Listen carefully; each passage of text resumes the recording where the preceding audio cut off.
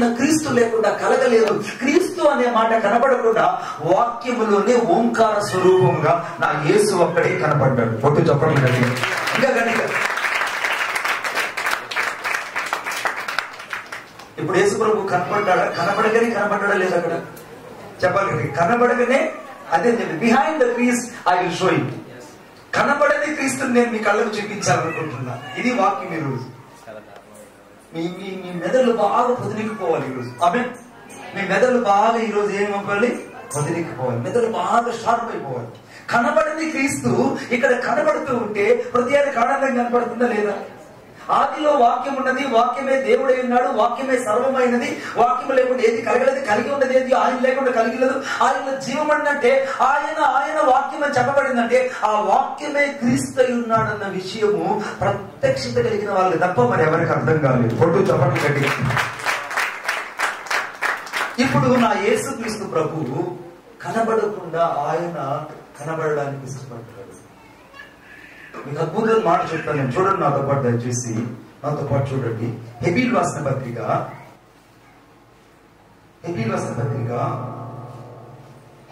1వ అధ్యాయము 3వ వచనం. 1వ అధ్యాయం 3వ వచనం. ఆయన దేవుని మహిమ యొక్క తేజస్సును ఆయన తత్వము యొక్క మూర్తిమంతత్వమునై తన మహత్తు గల మాట చేత యేసు అనగా తన మహత్తు కలిగిన మాట చేత సమస్తమును నిర్వహించుచు పాపముల విషయములను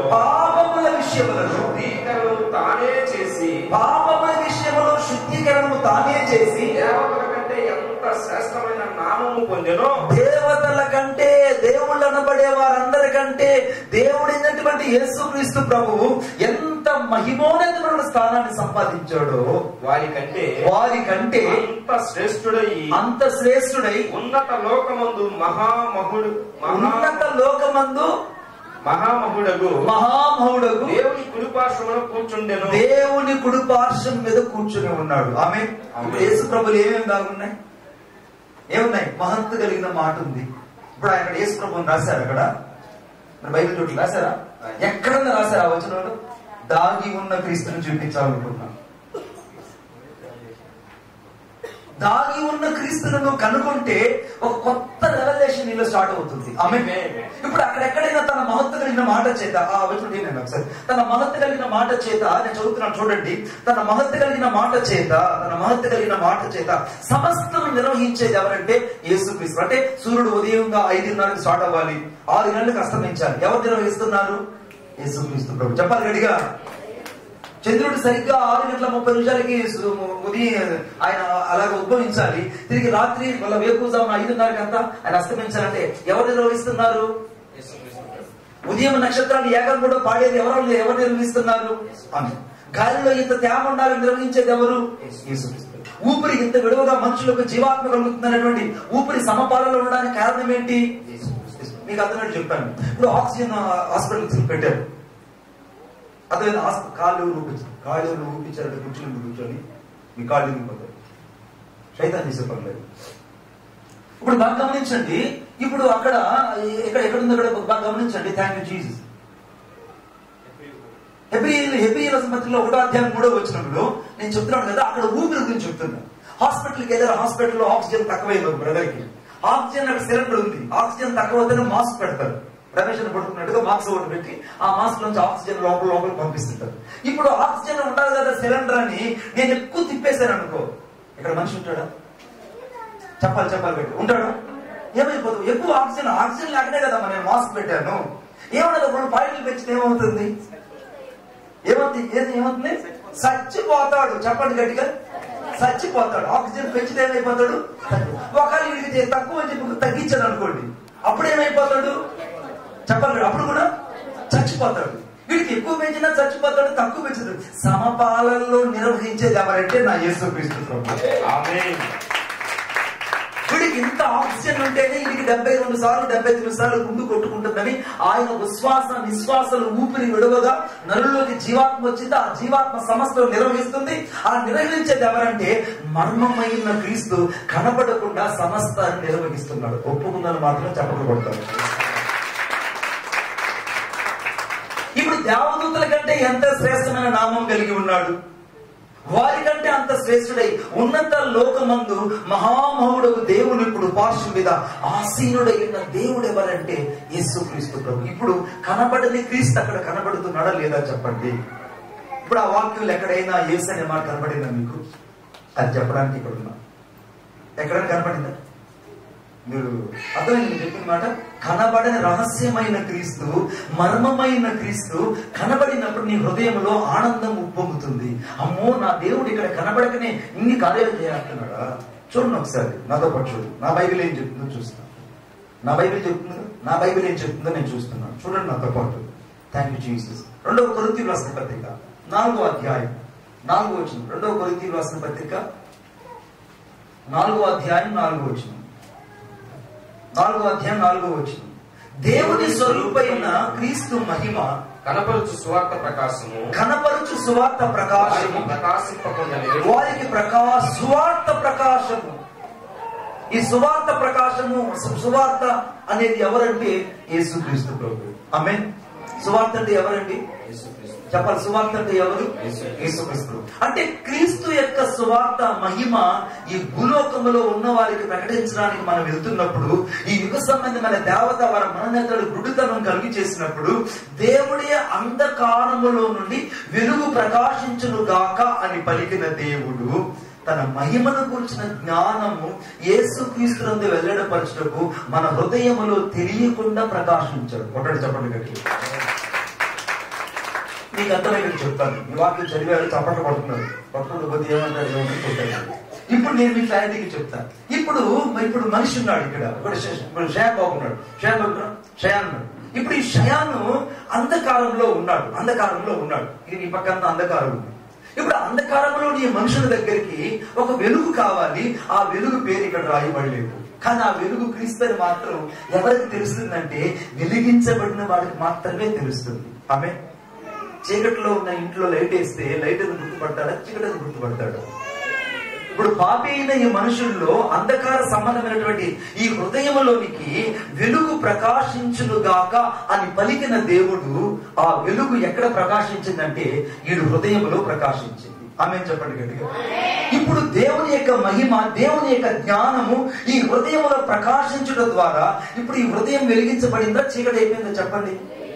ఇప్పుడు దేవుడు ఆదిలో అంటే ఆది కాండం 1వ అధ్యాయంలో వెలుగు కలుగును గాక అన్నది దేవుడు లోకమును గురించి అనుకుంటున్నారు చాలా మంది.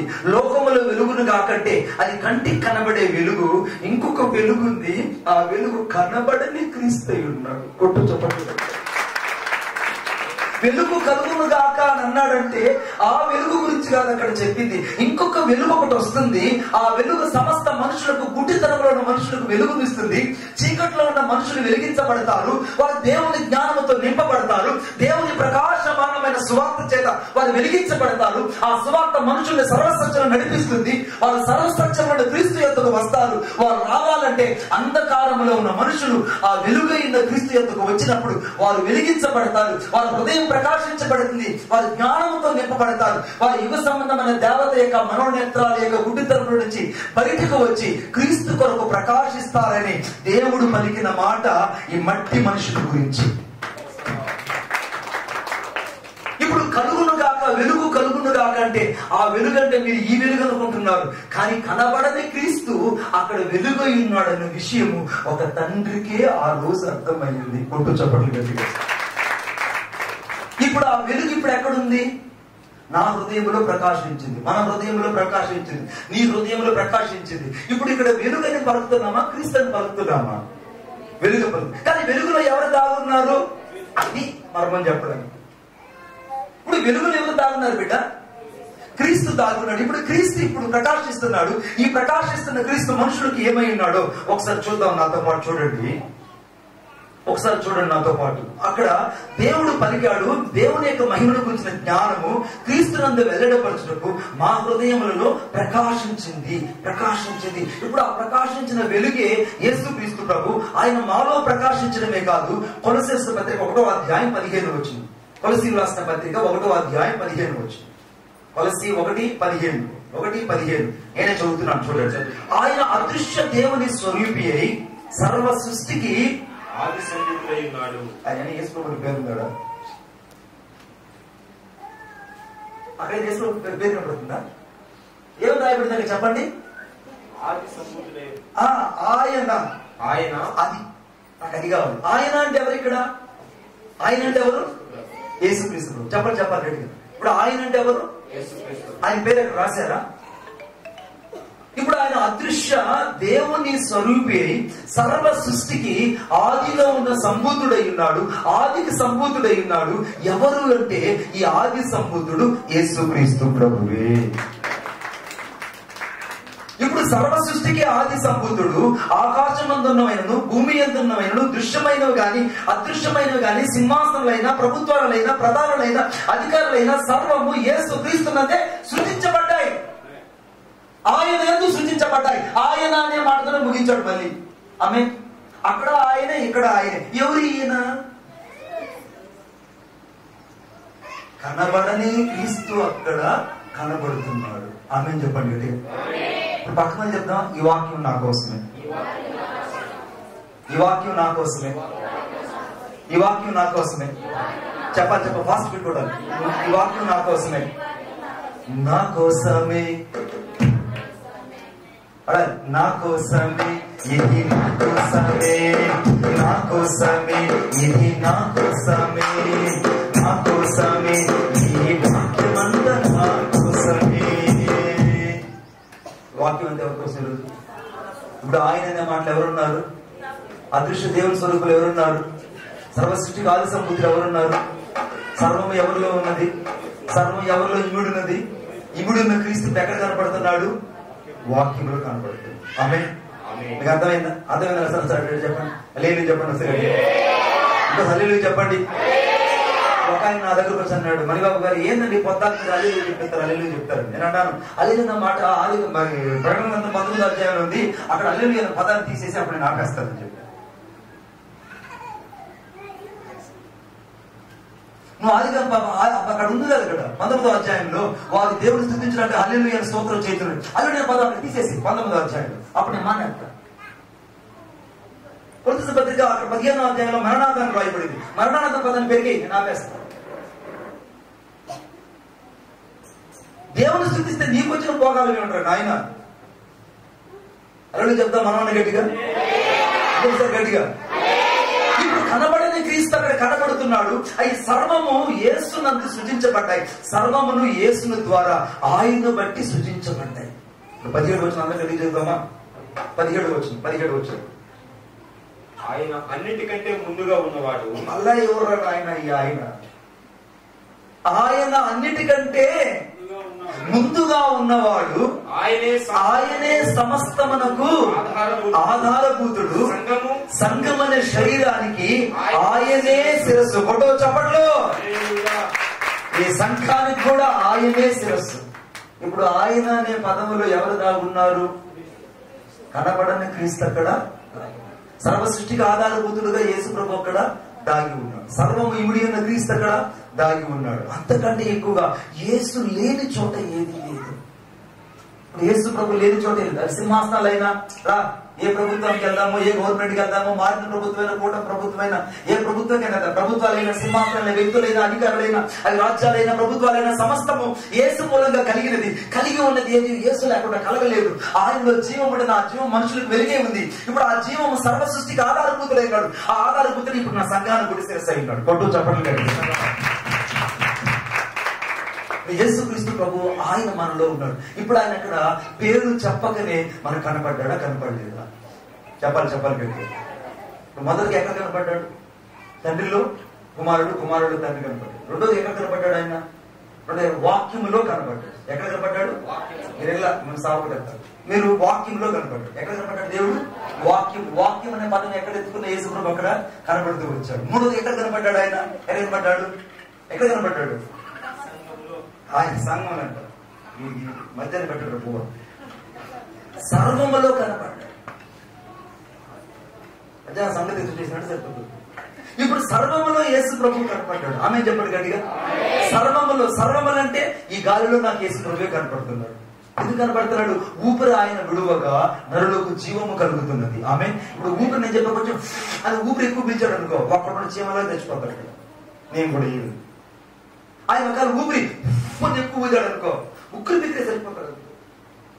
ఆయన విశ్వాస నిశ్వాస వలనే మనుషులకు జీవం భూమి మీద కలుగుతూ ఉన్నది. ఆమేన్. యేసు లేకుండా ఏది కూడా భూమి మీద ఉండదు. సమస్తము నిర్వహించేది ఎవరు? చెప్పాలి. సమస్తం నిర్వహించేది ఎవరు? యేసు. సమస్త ఈ కట్టెలన్నీ తీసేది అంటే పక్కన జరిపేది. రాత్రి పూటైతే కట్టెలను మొత్తం తీసేది. తెలుగు తిరిగి మా కట్టెలను అది పక్క తెలుగు ఏమా ఈయన కట్టెలు ఓపుకుంటే తమ్మి ఆ కట్టెలు కుదురుపా.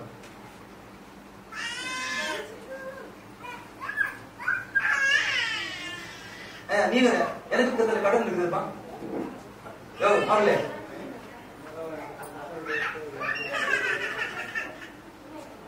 ಇದು ಕಡನ್ ಗಾಳಿ ಇಲ್ಲಪ್ಪ.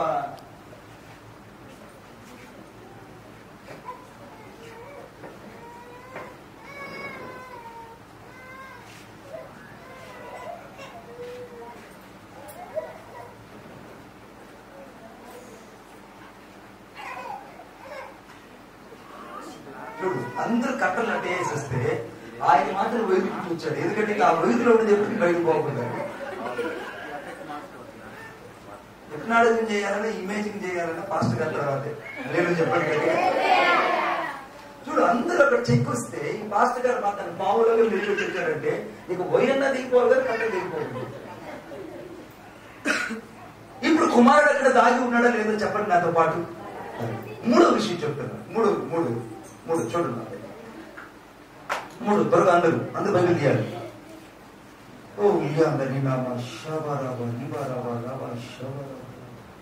యోహాను రాసినటువంటి సువార్త 10వ అధ్యాయము 30వ వచనం. 10వ అధ్యాయం 30వ వచనం.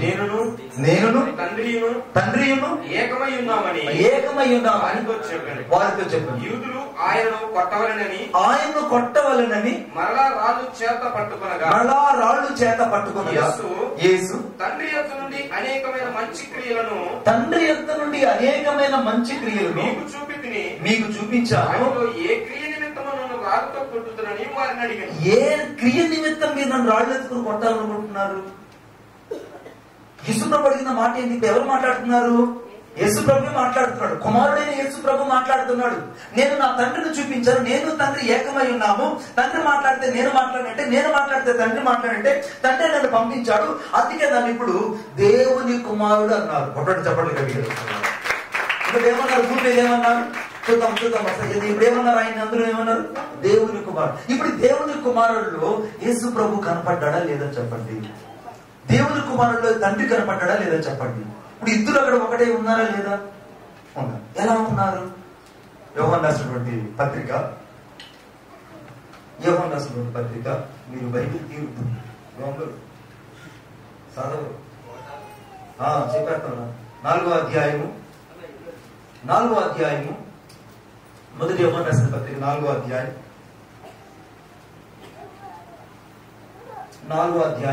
16వ వచనం 15వ వచనం. ఈ మాట గట్టి చదవాలి. యేసు దేవుని కుమారుడని ఎవడు ఒప్పుకొనునో వానిలో దేవుడు నిలిచి ఉన్నాడు. వాడు దేవుని యందు ఉన్నాడు. ఎంత అద్భుతమైన సత్యం ఇది. ఆమె చెప్తాం గట్టిగా. ఇప్పుడు యేసు దేవుని కుమారుడని ఎవడు ఈ భూలోకములో ఒప్పుకుంటాడో, యేసు దేవుని కుమారుడని ఎవరు అంగీకరిస్తారో, యేసు దేవుని కుమారుడని ఎవరు భూమి మీద ఒప్పుకుంటే పలుకుతారో, ఇప్పుడు వారు మాత్రమే దేవుని యందు నిలిచి ఉంటారు. వారిలో ఎవరుంటారు?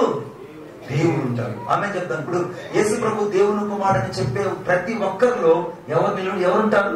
దేవుడు ఉంటాడు. దేవుడు ఎవరిలో నిలిచుంటాడు? యేసులో అనగా మనలో నిలిచి ఉంటాడు. ఇప్పుడు నేనేం పలుకుతానంటే యేసు దేవుని కుమారుడు. యేసు దేవుని కుమారుడని ఎవడు ఒప్పుకుంటాడో దేవుడు వారిలో నిలిచి ఉంటాడు. దేవుడే వానిలో ఉంటాడు. Exist of God. అనంత విశ్వములో ఉన్న ఈ దేవుడు, అనంత విశ్వములో ఉన్న దేవుడు ఈ మట్టి హృదయములో ఇమిడిపోవడానికి ఆయన ఎందుకు ఇష్టపడ్డాడంటే, కుమారుడిని ఎవడైతే దేవుని కుమారుడిని ఒప్పుకుంటాడో వాళ్ళకి వచ్చేస్తాడు. ఆమేన్. అర్థమవుతుంది నేను చెప్పేది? ఎవరైతే యేసు దేవుని కుమారుడు, యేసు దేవుని కుమారుడు, యేసు దేవుని కుమారుడిని ఎవరైతే పదే పదే పలుకుతారో వారిలోకి ఆ ఎగ్జిస్ట్ అంటే అనంత విశ్వంలో కనబడుతున్నటువంటి ఆ తండ్రి సమస్తము వచ్చి వాళ్ళు నిలబడిపోతాడు. తండ్రి వాళ్ళలో ఉండిపోతాడు.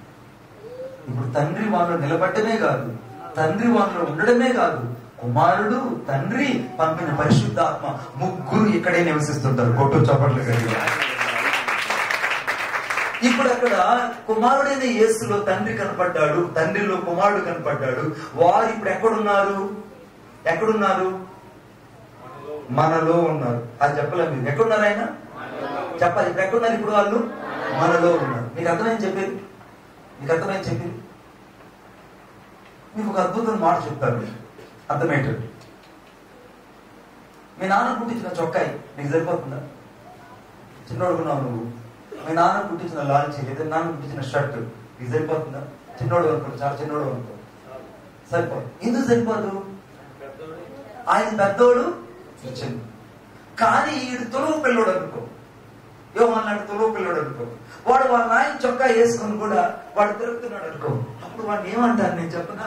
వాళ్ళ నాయన చొక్కా వేసుకొని తిరుగుతున్నాడు, వాడు లూజు చొక్కా వేసుకున్నాడు అని మాత్రం అన్నారు. ఒకటి చప్పట్లు గట్టిగా. అంటే వాడు తండ్రిలో వాడు లోపలికి వెళ్ళిపోవడానికి ఇష్టపడ్డాడు. ఇప్పుడు తండ్రి రూపాన్ని వాడు ధరించుకుని ఉన్నాడు. కాబట్టి వాడికి పెట్టిన పేరేంటంటే యోహాన్ అని పిలవరు, వాళ్ళ నాన్న చొక్కా వేసుకొని ఉన్నాడు.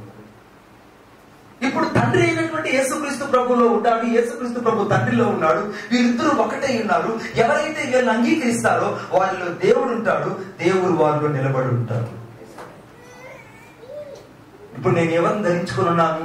యేసును ధరించుకున్నాను. యేసు అనే నామం ఒక్కటి నేను పలికితే చాలు, తండ్రి నా లోపలికి వచ్చేస్తాడు. తండ్రి చేత పంపించబడ్డ పరిశుద్ధాత్మ దేవుడు నాలోకి వచ్చేస్తాడు. ఇప్పుడు త్రియేక దేవుడు ఇప్పుడు ఎక్కడుంటారు? నాలో ఉంటాడు. అందుకే మీకు ఆరంభంలో చెప్పా, రక్తము, ఆత్మ, నీళ్లు. రక్తము, ఆత్మ, నీళ్లు. ఆత్మ అయినటువంటి తండ్రి ఇప్పుడు మనుషుల్లోకి వచ్చేసాడు. రక్తమైన క్రీస్తు ఇప్పుడు మనుషుల్లోకి వచ్చేసాడు. నీరైన వాక్యము ఇప్పుడు మనుషుల్లోకి వచ్చేసాడు. ఇప్పుడు ముగ్గురు అక్కడెట్లా ఒకటుకున్నారు, ఇప్పుడు కూడా తండ్రి, కుమారుడు, పరిశుద్ధాత్మ దేవుడు ఈ మట్టి హృదయంలో నివసిస్తున్నారు. చెప్పండి. ఇప్పుడు కనబడని క్రీస్తు ఇప్పుడు ఈ కుమారుడైన యేసులో కనబడి ఇప్పుడు ఎవరిలో ఉన్నాడంటే నాలో ఉన్నాడు. చేద్దాం పక్కన వాళ్ళకి, నా కోసమే, నా కోసమే, ఇది నా కోసమే, నా కోసమే, ఇది నా కోసమే, నా కోసమే, ఇది నా కోసమే, నా కోసమే, ఈ వాక్యం నా కోసమే.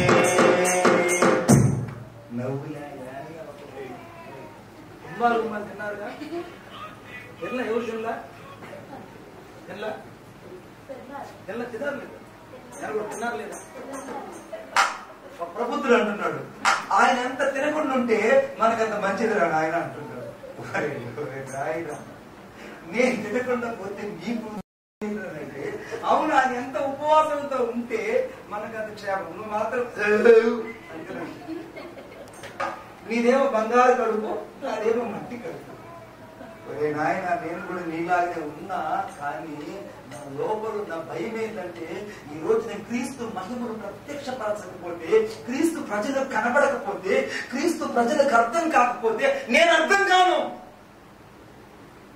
నేను అర్థం అవ్వాలంటే మొదట క్రీస్తు నీకు అర్థం అవ్వాలి. ఎప్పుడైతే మర్మమైన క్రీస్తు నీ జీవితంలో అర్థమవుతాడో అప్పుడు మహిమ కలిగిన క్రీస్తు నీ హృదయంలో ప్రకాశిస్తాడు.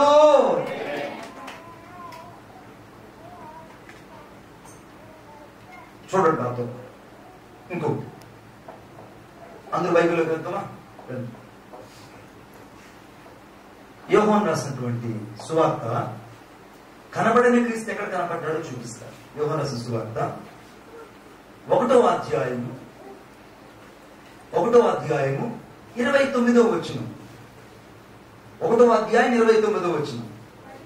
మరునాడు యోహాను యేసు తన యొద్దకు రాగా చూచి చూచి ఇదిగో లోక పాపమును మోసుకొని ఇదిగో లోక పాపమును మోసుకొని పోవు దేవుని గొర్రెపిల్ల. కాదు. ఇప్పుడు దేవుని గొర్రె పిల్ల అని అక్కడ చెప్పబడిందే గాని లోక పాపమును మోసుకొని పోతున్న క్రీస్తు అని చెప్పబడిందా? చెప్పాలి మీకు మొదటి చెప్పా కదా, మీ మెదడుకు పదును పెడితే పిచ్చి పెట్టిపోతుందని చెప్పా. ఇప్పుడు మీకు ఏం రాయబడింది అక్కడ? ఏం రాయబడింది? లోక పాపమును మోసుకొని పోతున్న దేవుని గొర్రె పిల్ల. ఇప్పుడు ఈ దేవునికి ల్యాంబ్ ఆఫ్ గాడ్, దేవుని గొర్రె పిల్లలో క్రీస్తు దాగి ఉన్నాడు. దేవుని గొర్రె పిల్లలో క్రీస్తు దాగి ఉన్నాడు. ఈ గొర్రె పిల్ల ఎక్కడ కనపడింది అనగా నిర్గమకాండము 14వ అధ్యాయంలో ఆ రాత్రి ఇశ్రాయేలు బయటకు వచ్చేటప్పుడు ఇశ్రాయేలుకి విడుదల కావాలంటే వారు ఒక పస్కా గొర్రె పిల్లను వధించారు. ప్రతి ఇంటికి ఒక గొర్రె పిల్ల వధించబడింది. ఆమేన్. ఒక ఇంట్లో గొర్రెపిల్ల వధించబడితే ఆ గొర్రెపిల్ల యొక్క మాంసాన్ని, ఆ గొర్రెపిల్ల యొక్క సమస్తాన్ని వాళ్ళు తిన్నారు. తిన్న తర్వాత ఆ రక్తాన్ని ఆ నిలువు కమ్మీలకు, ఆ యొక్క కమ్మీలకు వాళ్ళు పూసినప్పుడు సంహారపు దూత ఆ ఇళ్లకు రాకుండా ఆపింది ఎవరంటే ఆ గొర్రెపిల్ల. ఆమేన్. ఇప్పుడు ఆ గొర్రెపిల్ల యొక్క రక్తము వారిని సంహారపు దూత చేతుల నుంచి విడిపించింది. మీకు అద్భుతం మాట చెప్పిన, ఇశ్రాయేలు ఏమన్నా అక్కడ ఏమన్నా మరమకళలు నేర్చుకున్నారా? 400 ఏళ్ళు ఐగుప్తు దేశంలో ఉన్నారు. ఒక్క రోజు కూడా ఏ ఒక్క ఐగిప్తుడు కూడా కత్తి ఎలా పట్టాలో కూడా చూపించరా, ఎలాగ రెస్లింగ్ చేయాలో కూడా చూపించరా, ఎలాగ మల్ల యుద్ధం చేయాలో కూడా చూపించింది. ఎందుకంటే వాళ్ళకున్న భయం ఏంటంటే వీళ్ళు బ్యాటిల్ ఫీల్డ్ తీసుకెళ్తే, ఆర్మీ బెటాలియన్ తీసుకెళ్తే వీళ్ళు ఎక్కడ కాపీ చేసి ఈ 25 లక్షల మంది మన మీద ఒక యుద్ధాన్ని రేపి వీళ్ళు రెవల్యూషన్ తీసుకొచ్చి వీళ్ళకి విప్లవకాలుగా మారిపోయి మనల్ని అంతం చేస్తారని ఒక్క ఐగుప్తీయుడు కూడా, ఈవెన్ ఒక చిన్న పిల్లోడు కూడా ఒక ఇశ్రాయేలుడికి కత్తి పట్టడం గాని, యుద్ధం నేర్పించడం గాని, అలాగే కుస్తీ పట్టడం గాని, ఒకవేళ మల్ల యుద్ధం గాని, ముష్టి యుద్ధం గాని ఏ ఒక్కటి నేర్పించలేదు. కోషాని దేశంలో ఒక కట్టుబాటు ఉండేదట.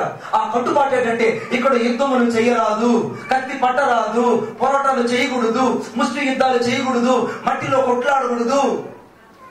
ఎవడన్నా కొట్లాడితే వాడు జైలు శిక్ష.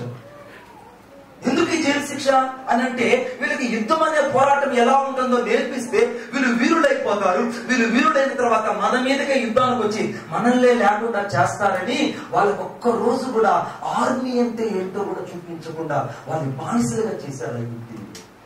ఆమేన్. అటువంటి బానిస లాంటి ఆ యొక్క ఇశ్రాయేలీయులు, బానిసలైనటువంటి ఇశ్రాయేళ్లు 400 ఏళ్ళు, ఒక తరం కాదు 4 తరాల పాటు యుద్ధం లేదు, కత్తి లేదు, ఇక రెస్లింగ్ లేదు, పోరాటం లేదు, ఇక కుస్తీ పట్టడం లేదు, ఏమీ లేదు. వీళ్ళు ఒళ్ళులని ఎలా వెళ్ళిపోయినాయి? పిలుసు అయిపోయాయి. పిలుసు అంటే పోరాటాలు లేని హృదయాలు ఎలా ఉంటాయి? ఎలా ఉంటాయి? పిలుసుకుంటాయి. ముందుకు పట్టు వచ్చేస్తుంది, వెనక నెట్టు వచ్చేసింది. పోరాటాలు లేని హృదయాలు అట్లే ఉంటాయి. ఈ పోరాటం లేని హృదయాలు ఎలా ఉంటాయంటే మీరు అపార్థం చేసుకోకండి, నేను చెప్పే మాట నానుడు మాట. ఈ పోరాటం లేని భక్తులు ఇలాగనే ఉంటాయి. ఈ పోరాటం లేని జీవితాలలో వీళ్ళు వెళ్ళకూడదని వాళ్ళు ఎవరు కూడా పోరాటాలు తీసుకురాలేదు. జరిగిన అద్భుతం అంటే ఇశ్రాయేల్ అందరూ భారీ శరీరకారాలు అయిపోయినారు. అప్పటికి ఇశ్రాయేల్ అందరికి పొట్టలు ముందుకు వచ్చేసాయి. ఎందుకంటే వంగి వంగి వంగి పనులు చేసేసి గూను వచ్చేసింది. వాళ్ళ శరీరం అంతా వికృతాకారంగా ఉండాలి. ఈ వికృతాకారమైన మనుషులు అంత పెద్ద సైన్యంతో పోరాడగలరు. వీళ్ళు చెప్పాలి, పోరాడగలుగుతారు బిడ్డ. కానీ యుద్ధమే తెలియని వాళ్ళ కోసం యుద్ధము చేయడానికి వచ్చినటువంటి ఒకే ఒక గొర్రె పిల్ల రక్తం చేతనే వాళ్ళ రాత్రి విడిపించబడ్డారు. ఆ కనబడని గొర్రె పిల్ల ఐగుప్తు దేశంలో కనబడినందున ఇశ్రాయేలుకి ఏ రీతిగా విడుదల కలిగిందో, లోక పాపమును మోసుకొని పోవు ఈ దేవుని గొర్రె పిల్లను క్రీస్తులో సమస్త మానవాళికి రక్షణ దాగి ఉన్నది. సమస్త మానవాళికి విడుదల కలిగి ఉన్నది. సమస్త మానవాళిని రక్షణలోకి తీసుకొచ్చే ఏకైక గొర్రె పిల్ల, పస్కా లాంటి గొర్రె పిల్ల, వధించబడిన గొర్రె పిల్ల, సిద్ధపరచబడిన గొర్రె పిల్ల, మనుషుల పాపాన్ని మోసుకున్న గొర్రె పిల్ల నా యేసుక్రీస్తు ప్రభు. He is the only Lamb of God. ఆయన మాత్రమే దేవుని గొర్రె పిల్ల ఇక్కడ కనపడ్డాడు. చూద్దామా ప్రకటన గ్రంథం 5వ అధ్యాయం. ప్రకటన గ్రంథం 5వ అధ్యాయం. ప్రకటన గ్రంథము 5వ అధ్యాయం 6వ వచనం. verse 6. మరియు సింహాసనములకును ఆ 4 జీవులకును పెద్దల మధ్యను వదిలింపబడినట్లు గొర్రె పిల్ల నిలిచి ఉండటం చూడు. పొట్టాడు చప్పట్లు కట్టి.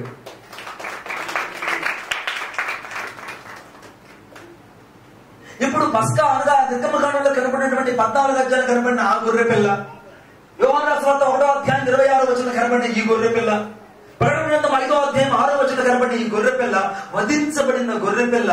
అక్కడ క్రీస్తు వధించబడ్డానని రాయబడలేదు అక్కడ. ఆమేన్ చెప్పండి గట్టిగా.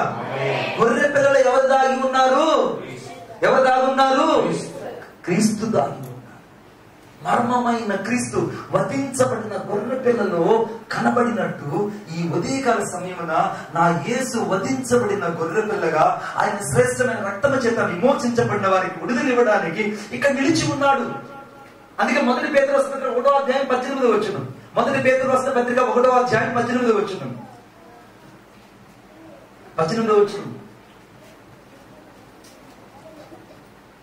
1:18 చదువున్నానా? ఇంకొక బైబిల్ కూర్చొని నాకు సహాయం చేయండి. 1వ అధ్యాయం 18వ వచనం. పితృపారంపర్యమైన మీ ప్రవర్తనను విడిచిపెట్టినట్లుగా వెండి బంగారముల వంటి క్షయ వస్తువుల చేత మీరు విమోచింపబడలేదు కానీ, వెండి బంగారు క్షయ వస్తువుల చేత నీవు నేను విమోచించబడలేదు కానీ అమూల్యమైన రక్తము చేత అనగా నిర్దోషమును నిష్కలంకమును గొర్రె పిల్ల వంటి క్రీస్తు రక్తము చేత. ఈ మాట నోట్ చేసుకోండి. గొర్రె పిల్ల వంటి క్రీస్తు రక్తము చేత విమోచించబడితే మీరు ఎదుగుదురు కదా. ఆయన జగతి పునాది వేయబడక మునిపే, అనగా ఈ సృష్టి ఆరంభము కాక మునిపే నియమింపబడిన గాని యేసు ప్రభు ఉన్నాడు గాని తన మృతుల నుండి లేపి తన మహిమనిచ్చిన దేవుని ఎడల ద్వారా విశ్వాసులైన మీ నిమిత్తము కడవరి కాలమందు ఆయన ప్రత్యక్షపరచబడిను. కొట్టు చప్పట్లు గట్టిగా. యేసు ప్రత్యక్షపరచబడ్డాడు. ఇప్పుడు మర్మమైన క్రీస్తు ఇప్పుడు గొర్రె పిల్లలో దాగి ఉన్నట్టే ఈ ఉదయకాల సమయంలో యేసు నీ కొరకు నా కొరకు కనపడకుండా కనపడ్డాడు. ప్రకటన గ్రంథము అనగా 5వ అధ్యాయం 6వ వచనంలో, మొదటి పేతురు రాసిన పత్రిక 1వ అధ్యాయం 4వ వచనంలో నా యేసు ప్రభు కనపడ్డాడు. బిడ్డ ఎందుకు కనపడ్డాడో తెలుసా? అక్కడ చదవండి నాతో పాటు. హెబ్రీయుల రాసిన పత్రిక 4వ అధ్యాయం 15వ వచనం. హెబ్రీయుల రాసిన పత్రిక 4వ అధ్యాయం 15వ వచనం. మన ప్రధాన యాజకుడు మన బలహీనతల యందు మనతో సమానుభవం లేనివాడు కాడు గాని సమస్త విషయములు మన వలె శోధించబడి ఆయన పాపము లేనివాడుగా ఉండెను కనుక మనము కనికరింపబడి సమయోచితమైన సహాయము కొరకు కృప పొందినట్లు ధైర్యముతో కృపాసనమునకు చేరుతాము. కృపాసనం ఎత్తుకు వెళ్తున్నాను. ఇప్పుడు నేను ధైర్యంతో ఈ కృపాసనం ఎత్తుకు ఈ రోజు రావడానికి నాకు సహాయం చేసింది ఎవరంటే క్రీస్తు రక్తం, గొర్రెపిల్ల రక్తం. ఈ గొర్రెపిల్ల రక్తమే నీకు ఇక్కడ హల్లెలూయా చెప్పడానికి అర్హత ఇచ్చింది. ఈ గొర్రెపిల్ల రక్తమే వాకింగ్ చెప్పడానికి అర్హత ఇచ్చింది.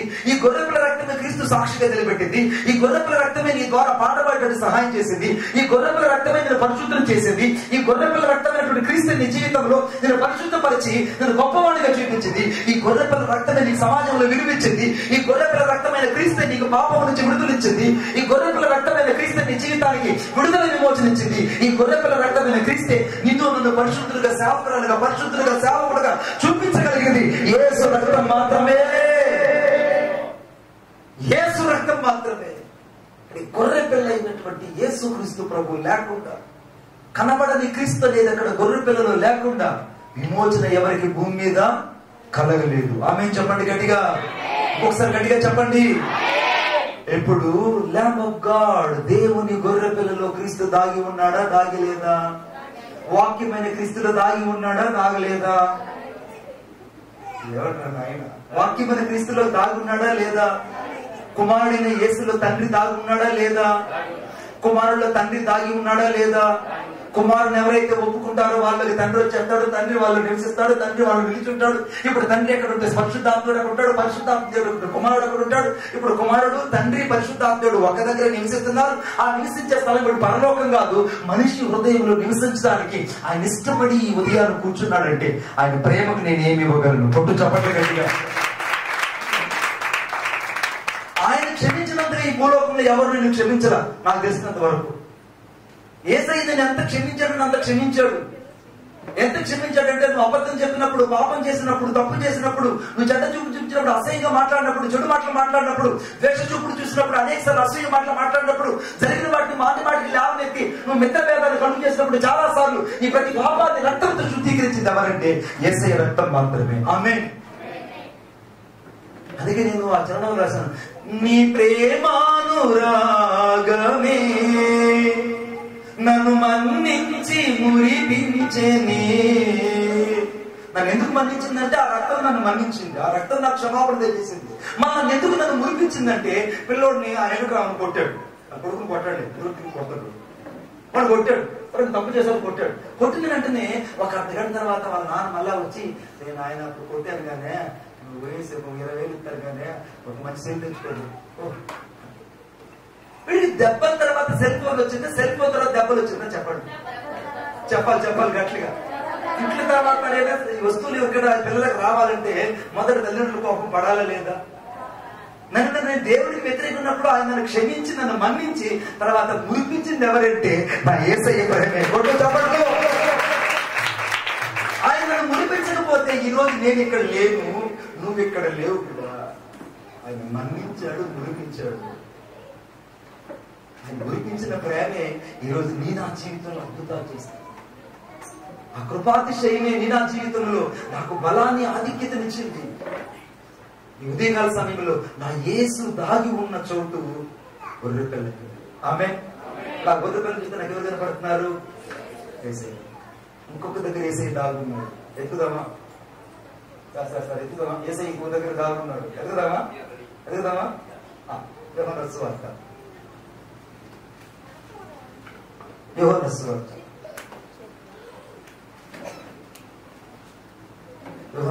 అందరూ తీయాలని కోరుకుంటున్నాను. 10వ అధ్యాయము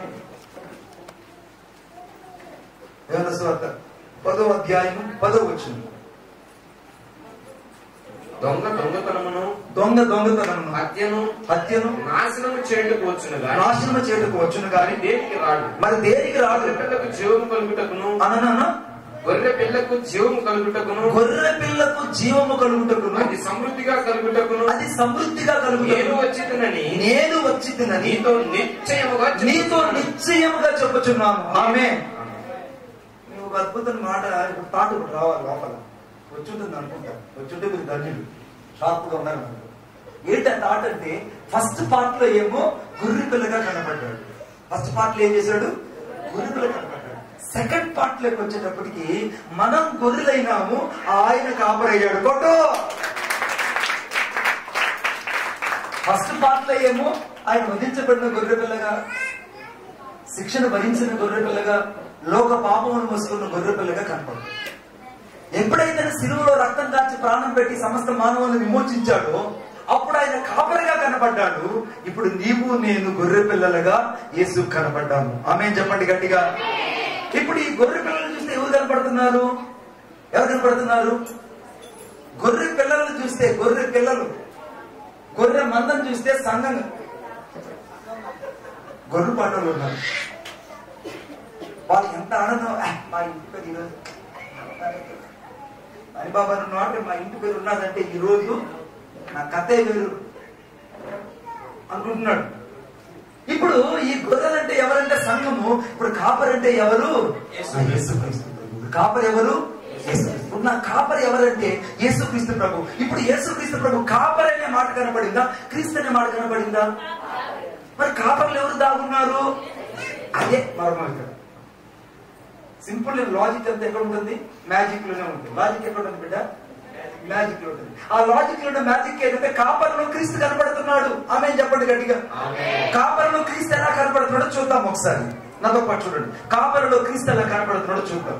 మొదటి పేతురు రాసిన పత్రిక 5వ అధ్యాయం 4వ వచనం. 5వ అధ్యాయం 4వ వచనం. మొదటి పేతురు రాసిన పత్రిక 5వ అధ్యాయం 4వ వచనం.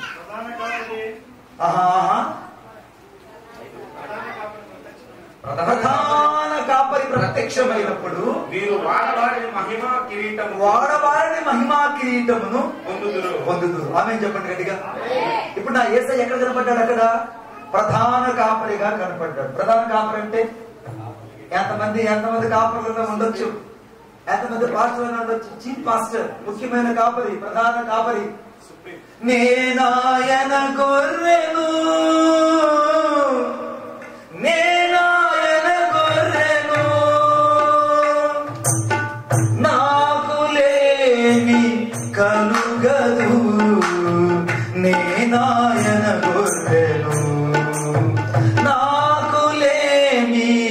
కలుగదు, నేనాయన గొర్రెను.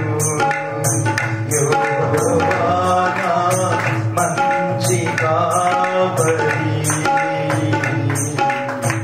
యెహోవా నా గొప్ప కాపరి, నేనాయన గొర్రెను, నేనాయన గొర్రెను. నాకులేమి కలుగదు, నేనాయన గొర్రెను. నాకులేమి కలుగదు, నేనాయన గొర్రెను. నీవు నేనెవరు? ఆయన గొర్రెలు. మనకెవరు కాపరి? యేసుక్రీస్తు ప్రభు. యేసుక్రీస్తు ప్రభు ఏవయ్యారు? ఇక్కడ ప్రధాన కాపరయ్యాడు. ఇప్పుడు ప్రధాన కాపరి ప్రత్యక్షమైనప్పుడు ప్రతి ఒక్కరి తలల మీద వాడబారని కిరీటాలు ఉంటాయి. ఆమేన్. వాడబారని కిరీటాలు. కిరీటాలు ఏముంటాయి చెప్పండి, నేను చెప్పనా? చెప్పండి. కిరీటాలలో ఏముంటాయంటే కెంపు, పుష్యరాగము, అదేనా సువర్ణ సునీయము. నువ్వు పెట్టుకునే భూమి మీద పెట్టుకునే డైమండ్లు కాదు నేను చెప్పేది. అయ్యే కళ్యాణ్ జ్యువెలర్స్ బాగా దొరికేదా? ఏబా లలిత జ్యువెలర్స్ దొరుకుతాయి. ఆ డైమండ్ నువ్వు చెప్పడానికి ఇక్కడ లేదు. నా యేసయ్య ఎక్కడున్నాడంటే సువర్ణల సునీయము, పుష్య రాగము, అంత అద్భుతమైనటువంటి ఆ యొక్క గోమేధికము, అంతకంటే ఎక్కువగా ఆయన సూర్యకాంతపు రాయి కలిగినటువంటి రత్నాలన్నీ ఆ వాడబారని కిరీటమును అలంకరించి పరలోకములోకి వెళ్ళగానే నీ తల మీద పెట్టి నిన్ను చూసి మురిచిపోయే ఒకే ఒక వ్యక్తి, వాడబారని కిరీటాన్ని నా కొరకు సిద్ధపరిచిన వ్యక్తి నా నజరేయుడైన యేసుక్రీస్తు. ఇప్పుడు నా కాపరి యొక్క ఉద్దేశం ఏంటంటే, నా ప్రధాన కాపరి యొక్క ఉద్దేశం ఏంటంటే, నేను ఇప్పుడు అసిస్టెంట్ కాపరి. ఇప్పుడు అసిస్టెంట్ కాపరి ఏం చేస్తాడంటే, బిడ్డా దేవుని పని ప్లీజ్, ఇది నీళ్ళు కాదు, ఎత్తిపడేస్తాను తీసుకుంటే లాగలేదు తరగతి.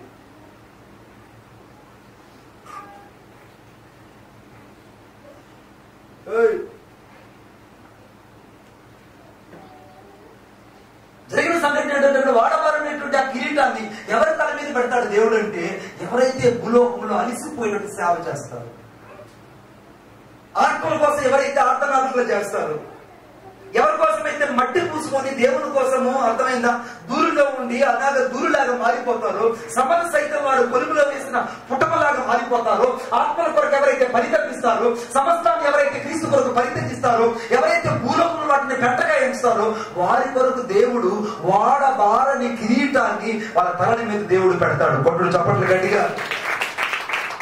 అందుకే ఎందుకు ఈ సువార్త సభలు పెడతారంటే, ఈ సువార్త సభలకు వచ్చి రక్షించబడితే నీకు కిరీటం. ఆమేన్. ఇప్పుడు తల మీద ఏముంటాయి చెప్పండి? ఏముంటాయి? లలిత జ్యువెలర్స్ లో దొరకని డైమండ్లన్నీ తల మీద ఉంటాయి. ఆమేన్ చెప్పు గట్టిగా. ప్రిన్స్ జ్యువెలర్స్ లో కనపడే కిరీటాలన్నీ తల మీద ఉంటాయి. ఆమేన్. కళ్యాణ్ జ్యువెలర్స్ లో కనపడే ప్రతి డైమండ్ అంతా కూడా నా తల మీద, నీ తల మీద ఉంటుంది. ఆమేన్. ఇప్పుడు నీ తల మీదకి ఆ డైమండ్ రావాలంటే ఈ భూమి మీద నువ్వు ఏం చేయాలి? యేసు కొరకు ఎంత శ్రమ పడాలి? ఎంత శ్రమపడాలి? సాగు కొట్టి సాగు తీస్తే మైదా పిండి సైతం సాగాలి నువ్వు దేవుని కోసం. ఆమేన్ చెప్పగడిగా. నీ జీవితంలో ఎంత నువ్వు సాగు తీస్తే అంతగా నువ్వు దేవుని కోసం ఎక్స్పాండెడ్ అవుతావు. అది ఎవరిలో ఉంటుందంటే, ఒక ప్రధాన కాపరి కింద ఎవరైతే కాపరతో చేయాలనుకుంటారో ఆ కాపరికి మాత్రమే ఈ లక్షణాలు వస్తాయి. ఆమేన్.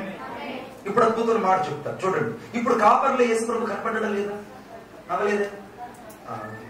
ఇప్పుడు చూడండి నాతో పాటు దయచేసి. మొదటి అనగా పేతురు రాసిన పత్రిక 2వ అధ్యాయం 25 వచ్చింది.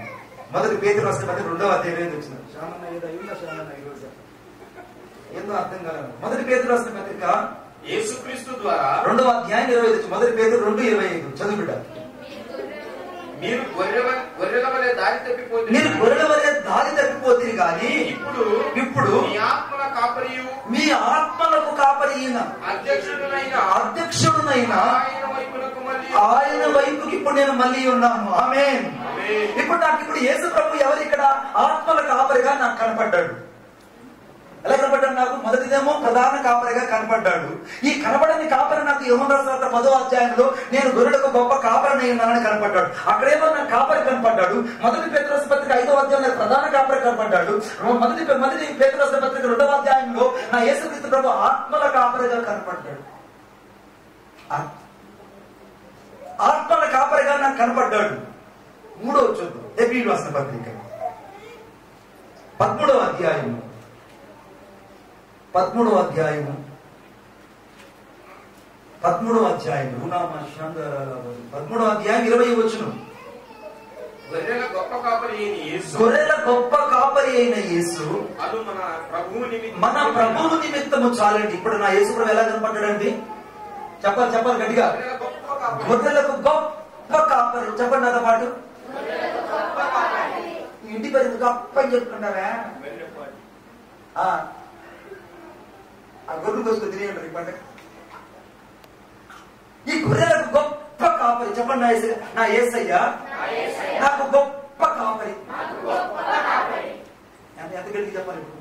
నా యేసయ్య నాకు గొప్ప కాపరి. ఆమేన్. ఇప్పుడు నా ఆత్మల కాపరి అని చెప్పబడింది కాబట్టి యేసయ్య అని చెప్పలా. ఆత్మల కాపర్లు ఎవరు దాగున్నారు? గొప్ప కాపర్లు ఎవరు దాగున్నారు? ప్రధాన కాపర్లు ఎవరు దాగున్నారు? నేనే కాపరిన మాటలు ఎవరు దాగున్నారు? కనబడని క్రీస్తు దగ్గర కనబడ్డాడా లేదా? అదేమో కనబడని క్రీస్తు అక్కడ కనబడుతూ వచ్చాడనంటే ఆయన నీ నా జీవితంలో కాపరి. ఎవరైతే ఆయన కాపరత్వం కింద సేవ చేస్తారో, ఎవరైతే ఆయన ప్రధాన కాపరిగా మలుచుకుంటారో, ఎవరైతే క్రీస్తును ప్రతిబింబిస్తారో, ఎవరైతే క్రీస్తు కొరకు రాయబారులుగా ఉంటారో వారు భూలోకాన్ని ఏలుతారు. ఆమేన్. పరలోకంలో వారు గొప్ప ధన్యత పొందుతారు. ఇప్పుడు యోహాను సువార్త 10వ అధ్యాయం 11వ వచనం. యోహాను సువార్త 10వ అధ్యాయం 11వ వచనం. 10:11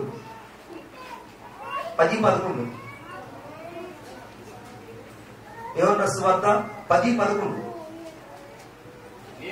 నేను గొర్రెలకు మంచి కాపరిని. ఇది ఎక్కడ చూసిన ఆయన? నేను గొర్రెలకు మంచి కాపరిని. మంచి కాపరి తన గొర్రెల కొరకు ప్రాణం పెట్టాడా? యేసుక్రీస్తు ప్రభు మంచి కాపరిని రాశారా? మంచి కాపరిని రాశారా? ఇప్పుడు మంచి కాపర్లు ఎవరు దాగున్నారు? ఇప్పుడు అందరూ నాతో పాటు చెప్పాలి. మొదటి కాపరి ఎవరు?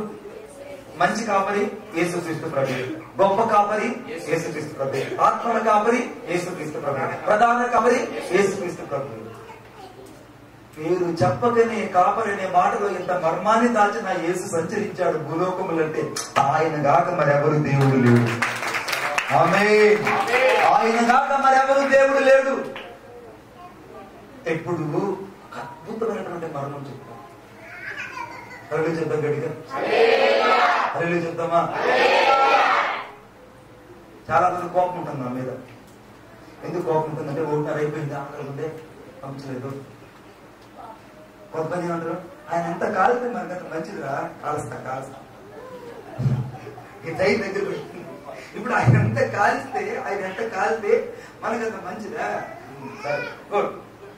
నీ మాట కూడా నాకు ఒక ఆశీర్వాదమే. ఆమేన్. నా మాట కూడా నీకు ఒక ఆశీర్వాదమే. ఆమేన్. చెప్పాలి. ఆశీర్వాదం కాదా? ఇద్దరు భార్య భర్తలు కొట్టుకుంటున్నారు. బాగా కొట్టుకుంటున్నారు, తిట్టుకుంటుంటే ఈ లోపల భార్య ఏంటంట, ఏమండి మనకి పెళ్లి చేసిన పాస్టర్కి వస్తా ముళ్ళు యాక్సిడెంట్ కింద పడిపోయాడంట. ఆయన దెబ్బల దగ్గర హాస్పిటల్ పెట్టినారంటే భర్త అంటాడు, పెళ్లి చేసిన పాపం ఊరికనే బాధకెళ్ళాలన్నాడు. పెళ్లి చేసిన పాపం ఊరికనే బాధ. ఎందుకంటే నిన్ను తెచ్చి నాకు ఇచ్చినాడుగా, నిన్ను తెచ్చి నాకు తగలగట్టాడుగా. ఆ తగలగట్టినందుకే పాజిటివ్ పడ్డాడు అక్కడ. అంటే ఇదేమనుకుంటారంటే ఆ మహిమామని మీరు 12 గంటలకు మైకిచ్చారు కదా, అదేదో 11 గంటలకు ఇచ్చినట్టే బాగుంటారు కదా. అరే బిడ్డా, ఈ రోజు నువ్వు గడిపేది దేవుడు అనుకుంటే ఈ గొప్ప ప్రత్యక్షం కోల్పోతావు. హల్లెలూయా. ఆనందంగా హల్లెలూయా చెప్పండి. ఆనందించకండి, హల్లెలూయా చెప్పండి. నవ్వుతూ ఉండేవారు హల్లెలూయా చెప్పండి. అందరూ వాళ్ళకి ఇచ్చిపోతే లాగుంటారు ఒక్కొక్కరు. నాతో ఇప్పుడు గొప్ప కాపర్లు ఇప్పుడు ఎవరు కనపడుతున్నారు? ఇప్పుడు ఎంత కనపడుతున్నాడు? ఆయన అంత కనపడుతున్నాడు. ఆయన అక్కడ దాగి ఉన్నాడు. ఆయన లేని చోటు ఏదీ లేదు. హల్లెలూయా. ఆయన లేని చోటు ఏది?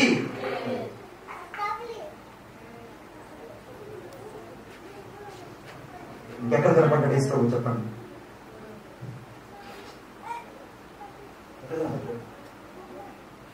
తినే బువ్వలో కనపడ్డాడు. చూద్దామా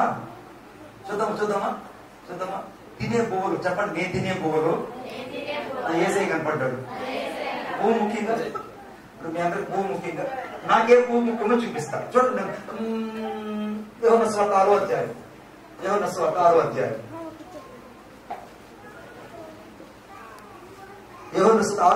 33వ వచనం. పరలోకము నుండి దిగి వచ్చి లోకమునకు జీవమునిచ్చినది దేవుడు అనుగ్రహించు ఆహారమై ఉన్నదని. దేవుడు అనుగ్రహించు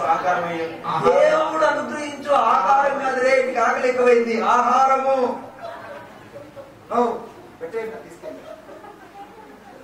ఆహారం కాదు బిడ్డ, ఆహారం. వాడు ఇంకా ఎక్స్ లో ఉన్నాడు, వాడు ఇంకా మాజీలోనే ఉన్నాడు. గుడ్. నెక్స్ట్ చదువున్నాను. 6వ అధ్యాయం 33వ వచనం. పరలోకములో నుండి దిగి వచ్చి లోకమునకు జీవమునిచ్చు దేవుడు అనుగ్రహించు ఆహారమై ఉన్నదని నీతో నిశ్చయముగా ఐ విల్ షూర్లీ, నేను నీతో నిశ్చయముగా చెప్పుచున్నాను. ఇప్పుడు ఆ జీవమునిచ్చే ఆహారములో ఎవరు దాగున్నారు? చెప్పాలి గట్టిగా. ఆహారంలో ఎవరు దాగున్నారు? ఆయనే నా ఆహారం. కొట్టు చెప్పండి గట్టిగా. ఇప్పుడు ఆహారం నేను తిన్నాను కాబట్టి ఈ రోజు నేను ఇంత యాంగ్జైటీగా బతకగలుగుతున్నా. ఇప్పుడు షాక్ నుంచి చెప్పాలి. నాకు రమేష్ హాస్పిటల్ తీసుకెళ్లారు. ఆ రాత్రి నాకు చెప్తే నాకు ప్రాబ్లం వచ్చింది, చాలా క్రిటికల్ ప్రాబ్లం. డాక్టర్ చెప్పాడు, చాలా సీరియస్ వార్నింగ్ కూడా ఇచ్చాడు, హాస్పిటల్ వెంటనే అడ్మిట్ అవ్వాలని. రమేష్ అని నాతో మాట్లాడకుండా వెళ్ళిపోయాడు. యోహాన్ గారు నాతో మాట్లాడకుండా వాడు పాపం మనసు బాధపడి వెళ్ళిపోయాడు. శ్యాంబాబు నా దగ్గరకు వచ్చి ఎట్టనగా నువ్వు హాస్పిటల్ చేరాలంటున్నాడు. నా పరిస్థితి అలా ఉండదు.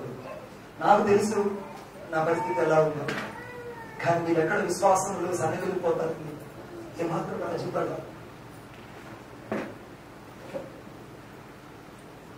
పక్క రోజు నాకు కనిగిరిలో మీటింగ్స్. ఆ కనిగిరి మళ్ళా ఈ స్టాండ్ వేసుకొని, ఈ కెమెరా వేసుకొని, బ్యాగ్ వేసుకొని ఒక్కడిని బస్ ఎక్కి బస్సులో కూర్చొని నా ముందు నాకున్న అనారోగ్యం అంతా గుర్తొచ్చింది. ఒక పక్క నా ముందు నాకు ఇవ్వబడినటువంటి సహదాసులందరూ గుర్తొచ్చింది. మరొక పక్క నాకు ఇవ్వబడిన కుటుంబం గుర్తొచ్చింది. వీళ్ళ ముగ్గురు కంటే నా ముందున్న దేవుని పరిచయం గుర్తొచ్చింది. ఆ దేవుని పరిచయం కొరకు ఆ సాయంత్రం నేను అక్కడికి వెళ్ళి దేవుని వాక్యాన్ని ప్రకటన చేయడానికి ప్రయత్నించాడు. గంటన్నరసేపు వాక్యం చెప్పాడు. గంటన్నరసేపు ఆహారం తినకుండా అయిపోయి అట్లా అయిపోయింది. వాక్యం చెప్పి నేను కిందకు రాగానే అక్కడ నా శరీరం చెప్తుంది, నువ్వు దొరికిపోతావేమో, నువ్వు ఉండవేమో అంటుంటే నా ఆత్మ చెప్తుంది, ఆత్మ సిద్ధమే గాని శరీరం బలహీనము. ఈ శరీరంలో ఉన్న కార్యాలు నేనేమీ చేయలేవు, ఆత్మ చేసిన కార్యాలే భూలోకంలో నేను విజయాన్ని ఇస్తాను. దాన్ని గట్టిగా నమ్మా. అంత బాగైన పరిస్థితుల్లో 40 రోజులు ఏకదాటిగా ఉపవాసం. ఒకడు జాషువా అని ఒకడు వచ్చి, మా వాడు వచ్చి, నీకు 40 రోజుల తర్వాత టైం ఇస్తా, 40 రోజుల తర్వాత నీకు టైం ఇస్తా, నీకు కొంచెం ప్రాపర్ ఉన్న కాళ్ళు చేతులు కట్టి, నేను రమేష్ ఆయన లేకుండా కూడా చెప్పలేడు. అర్థమైందా? అందరం వచ్చి నేను కాళ్ళు చేతులు కట్టి ఒక వ్యాన్లో వేసుకొని తీసుకెళ్లి గుంటూరు హాస్పిటల్ జాయిన్ చేసి నీ కాళ్ళు చేసి బాగు చేస్తాను. సరే 40 రోజుల తర్వాత రాబోరాము. 40 రోజుల తర్వాత నా యేసయ్య నా రోగాన్ని దేవుడు తీసేసి నాకు ఈ రోజు కృపను గురించి బతికింపజేసి నడిపిస్తుంది. కారణం ఏంటంటే జీవమునిచ్చు ఆహారం ఎప్పుడైతే నువ్వు కడుపుకు తింటావో అప్పుడు నీ జీవితంలో కార్యాలు జరుగుతాయి. ఆమేన్. ఇప్పుడు మత్తయి సువార్త 4:4 మత్తయి సువార్త 4:4 మనుషులు రొట్టె వల్ల మాత్రం కాదు, దేవుని నోటి నుంచి ప్రతి మాట వల్ల జీవించును. మనుషులు రొట్టె వలన మాత్రం కాదు, కానీ రొట్టె వలన మాత్రం కాదు, దేవుని నోట నుండి వచ్చి ప్రతి మాట వలన జీవిస్తాడు. ఇప్పుడు చదవండి, అదే యోహాను సువార్త 6:35 యోహాను సువార్త 6:35 6:35 అందుకు యేసు వారితో ఇట్లనెను, జీవాహారము నేనే, నా యొద్దకు వచ్చేవాడు నా యొద్దకు వచ్చేవాడు యేసు యొద్దకు వచ్చేవాడు ఏ మాత్రము ఆకలి కొనడు. ఇప్పుడు జీవాహారం కంటికి కనబడుతున్నటువంటి ఆహారంలో కనబడని క్రీస్తు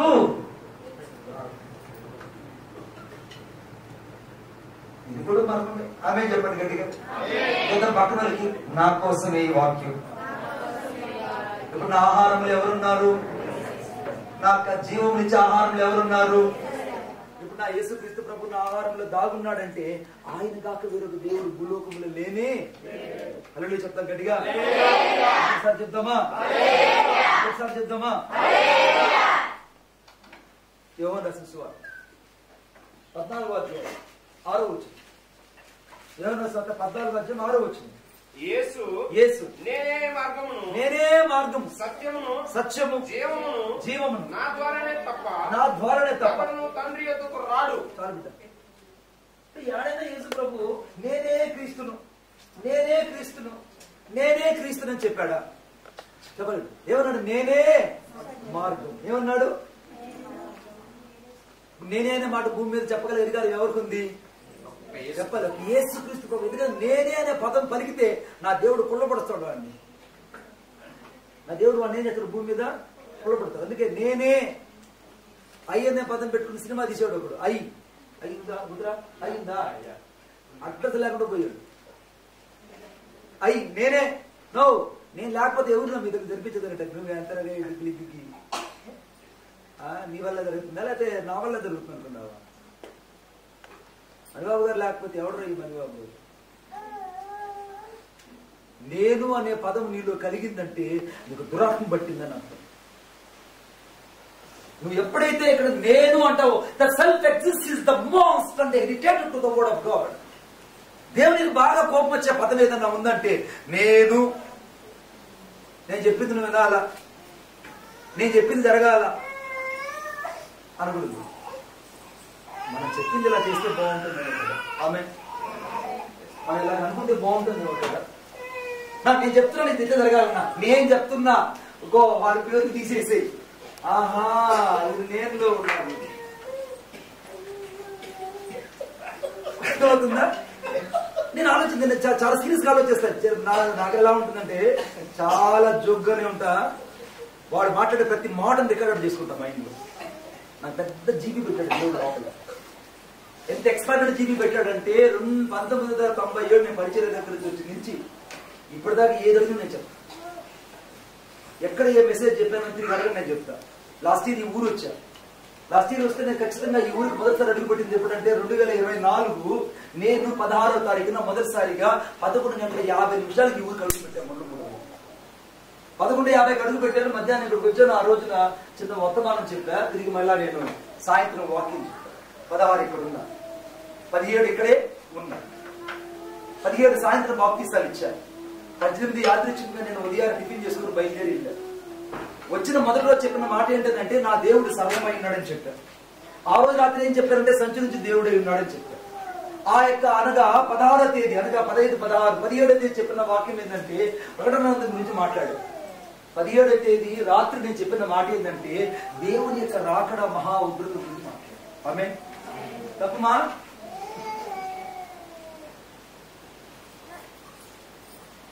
ఆలోచించండి బిడ్డ. ఇప్పుడు యేసుక్రీస్తు ప్రభు నేనే మార్గం అన్నాడు. చూడండి నా మార్గం ఎలా ఉందో చూద్దాం. యోహాను రాసిన చూడండి సువార్త, యోహాను రాసిన సువార్త 10వ అధ్యాయం 7వ వచనం. 10వ అధ్యాయం 7వ వచనం. కాబట్టి యేసు మరలా వారితో మరలా వారితో ఇట్లా, గొర్రెలు పోవు ద్వారము నేనే, గొర్రెలు పోవు ద్వారాన్ని నేనే, నాకు ముందు వచ్చిన వారందరూ దొంగలను దోచుకున్న వారనే ఉన్నారు. నాకు ముందు వచ్చిన వారు, నాకు ముందు వచ్చిన వాళ్ళంటే చెప్పాలి. నాకు ముందు వచ్చిన వాళ్ళంటే ఏం చెప్తే ఏమొచ్చిందో ఈ ఇదే చెప్తున్నాను. నాకు ముందు వచ్చిన వాళ్ళందరూ దొంగలు దోచుకున్న వారై ఉన్నారు. చాలా మంది యేసుక్రీస్తు ప్రభు యొక్క కాలంలో చాలా మంది రాజులు వచ్చారు. వాళ్ళందరూ కూడా కాపర్లు కాదు. కొంతమంది నేనే దేవుడిని ప్రకటించుకున్నారు, వాళ్ళు కూడా దేవుళ్ళు కాదు. కొంతమంది నేనే దేవతలు అన్నారు, వాళ్ళు కూడా కాదు. నేనే దేవుని యొక్క మార్గానికి ద్వారమునై ఉన్నానని యోహాను రాసినటువంటి పత్రిక 10వ అధ్యాయం 7వ వచనములో నేనే ద్వారమును. ఇప్పుడు నా యేసు ద్వారమైనంటే మార్గమా కాదా చెప్పండి? ఇప్పుడు పరలోకానికి వెళ్ళాలంటే ఎవరి ద్వారా వెళ్ళాలి? ఆ పేరు చెప్పాడా? యేసయ్య చెప్పాడా? పేరు చెప్పాడా? పేరు చెప్పకనే ద్వారం అన్నాడంటే ఇప్పుడు ఆ ద్వారంలో కూడా నాకు యేసయ్య కనపడుతున్నాడు. ఒకటి చెప్పండి గట్టిగా. మాస్టర్ గారు కూర్చోండి, ద్వారం అక్కడ మనం అడ్డానికి కూర్చుంటారు ద్వారాలు. ఈ ద్వారంలో కూడా నాకు ఎవరు కనపడుతున్నారు? చెప్పాలి కదా, ఎవరు కనపడుతున్నారు? యేసు కనపడుతున్నారు. ద్వారంలో ఎవరు కనపడుతున్నారు? తినే రొట్టెలు ఎవరు కనపడుతున్నారు? తాగే నీళ్ళల్లో ఎంత ఆశ్చర్యంగా చెప్తాను.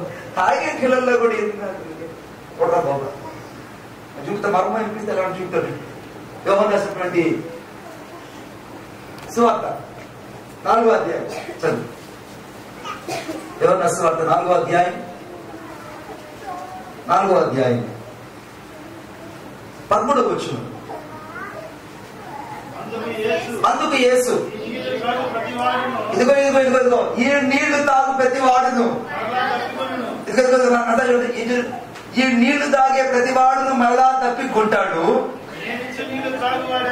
నా యేసయ్య ఇచ్చే నీళ్లు త్రాగువాడు ఎన్నటికి తప్పికొనడు. కొట్టు చప్పట్లు గట్టిగా.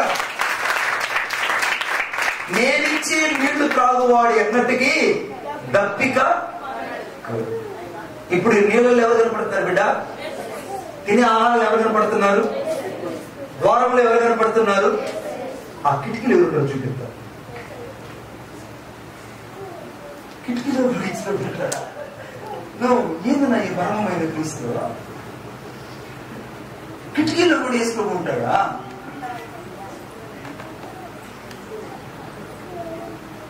నోవాహు ఆ ఓడ తలుపులు వేసేస్తే ఆ ఊర్లో ఉన్న వాళ్ళంతా ఎల్లవలు వచ్చేసి వాగులు వంకలు మునిగిపోయి గుట్టలు వాగులు కొండలకి మునిగిపోతుంటే ఆ ఊళ్ళందరూ వచ్చి నోవాహు మామయ్యో నేను తలుపుది మామ లోపల రావాలి అని. ఎవరు? అది మేనత్త కూతురు, అది మామ కూతురు. నేను అప్పుడు తిన్నానే పొగలు పెట్టుకుని అదే నేను అర్థమైందా? నన్ను లోపల కూర్చోబెట్టి మామిడి పండుకి తొక్క తీస్తే కదా, మామిడి పండుకి నాకైతే మామిడి పండు తీసుకొచ్చి కట్ చేసి పెట్టారు. కానీ నా పక్కన వాడికి మాత్రం మామిడి పండుగ తోలు కూడా తీసి దాన్ని ఒక స్లైస్ లాగా పొలను వేసి వాటి నోటికి అందించినారంటే వాడు ఎంత దైవతున్నాడు వాళ్ళు. నాకేమో తోలుండే మామిడి పండు పెట్టారు, నేను ఒకటి చీక్కు నాకు పెడతాను. వాడికేమో ఆ చీక్కునే బాధ కూడా ఉండకూడదని ఆ మామిడి పండుకి వాళ్ళు ముక్కలు కట్ చేసి అంత పొల్లు వేసి అది నోట్లో పెడతాను. ఆయన ఆనందంగా చెప్తారు. నేను అనుకున్నా ఏమో బాగుందా. ఇప్పుడు నాకు యేసు ప్రభు ఎక్కడ కనపడుతున్నాడు? ఇప్పుడు కిటికీలో కనపడుతుంది. ఆ కిటికీ దగ్గరకు జనాలు అంటున్నారు మావయ్య తలుపుది మావయ్య అని అంటే దేవుడే స్వయంగా నోవాహు యొక్క ఓడ తలుపులు వేసినందున నోవాహు తలుపులు తెరవలేకపోయాడు. హల్లెలూయా. ఇప్పుడు ఆ కిటికీ తెరిచాడు. ఇప్పుడు ఆ కిటికీ గుండా ఒక పావురాన్ని విడిచినప్పుడు ఆ రక్షణ అనే కిటికీ గుండా రక్షించబడినటువంటి వారికి దేవుడు ఇచ్చిన శుభ సూచకం ఏంటంటే నిరీక్షణ. ఆమేన్. కిటికీలో ఎవరు కనపడుతున్నారు? యేసు కనపడుతున్నారు. నీకు అర్థం కాల కనబడిందా? సరే, ఇంకో మాట. రాహాబు ఆ యొక్క ఎరుకో ప్రాంతంలో ఉంది. ఎరుకో ప్రాంతంలో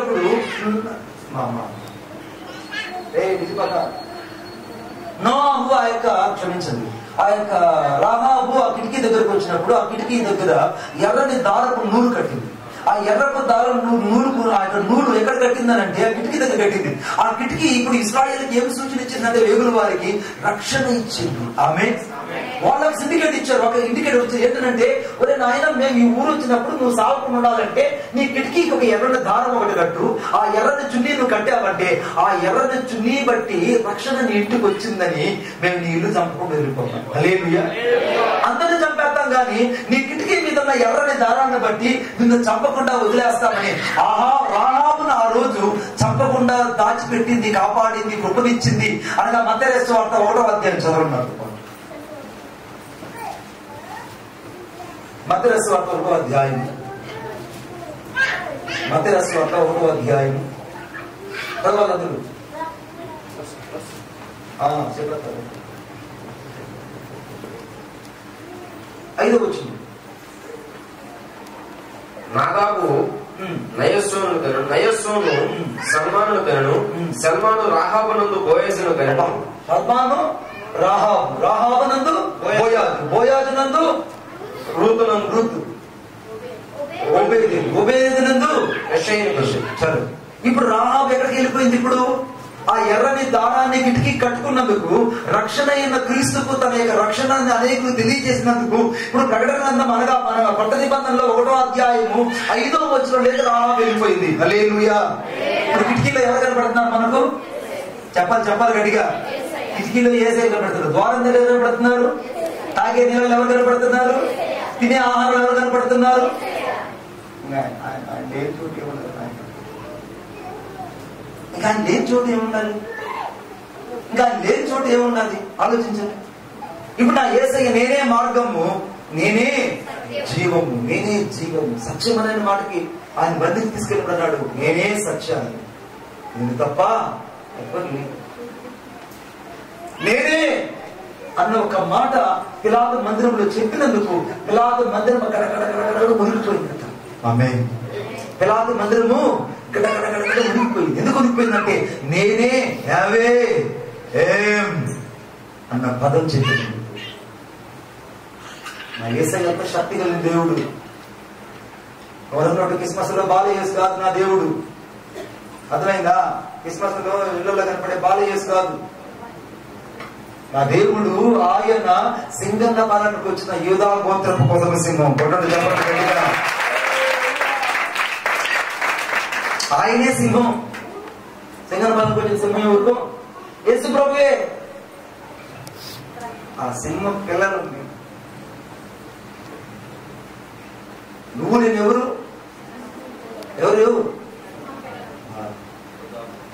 ఇప్పుడు నేనే మార్గం అన్నాడంటే ద్వారము ఆయనే, కిటికీ ఆయనే, ఆహారం ఆయనే, రొట్టె ఆయనే, ఊపిరి ఆయనే. ఇక ఆయన లేకుండా ఏది కూడా మనుషుల్లో లేదు. యేసయ్య అంటే ఇప్పుడు మామూలు దేవుడు కాదు. ఆయన తినే అన్నంలో కూడా ఆయన కనపడుతుంది. తాగే నీళ్ళల్లో కూడా నాకు ఆయన కనపడుతుంటాడు.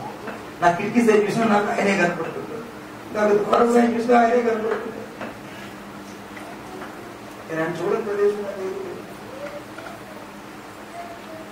నీకు ఎలా కనపడుతున్నాయో నాకు తెలియదు కానీ మాకు ఆయన కనపడుతుంది. నీకెవరు కనపడుతున్నారు బిడ్డ? మర్మమైన క్రీస్తు నిజంగా నీకు కనపడుతున్నాడా? లేఖనాలు మర్మమైన క్రీస్తు నీకు నిజంగా కనపడుతున్నాడా? చదువు మాట ఒకసారి. మత్తయి సువార్త 1వ అధ్యాయం 21 వచ్చింది. 1వ అధ్యాయం 21 తొందరగా చదవాలి. ఆమె కుమారుని గనను తన ప్రజలను వారి పాపం నుండి ఆయనే రక్షించును కనుక ఆయనకు యేసు అని పేరు పెట్టుదువలెను. మన పాపముల కొరకు ఆయనే, మన పాపం నుండి ఆయనే రక్షించును. చాలు ఈ మాట చాలు. రక్షించును చెప్పండి అందరు గట్టిగా. రక్షించును. ఇప్పుడు రక్షణలో క్రీస్తు కనపడుతున్నారు. రక్షణలో ఎవరు కనపడుతున్నారు? మీకు అర్థం కాదు. ఆటోమేటిక్ ఇప్పుడు కలిసి చెప్పుకుంటేవాడు ఎక్కడ చెప్తావు? ఒక్కడే ఇంకొక వాక్యం చూపిస్తే కదా. చూడండి ఒక మాట ఒకసారి. లూకా సువార్త 2వ అధ్యాయం 11వ వచనం. 2వ అధ్యాయం 11వ వచనం. ఇప్పుడు చెప్పండి గట్టిగా. 2వ అధ్యాయం పోలన్నా ఇప్పుడు చదివించదా చెప్పాలి. 2వ అధ్యాయం 11వ వచనం. దావీదు పట్టణమందు నేడు రక్షకుడు. ఇప్పుడు రక్షకులు ఎవరున్నారు? రక్షణ అనే మాటల్లో ఎవరున్నారు? ఇప్పుడు హల్లెలూయా హల్లెలూయా హల్లెలూయా హల్లెలూయా హల్లెలూయా. సుమియోను ప్రవక్త వచ్చాడు. సుమియోను ప్రవక్త వస్తే ఆయన ఒక మాట అన్నాడు. చూడండి ఆ మాట. లూకా సువార్త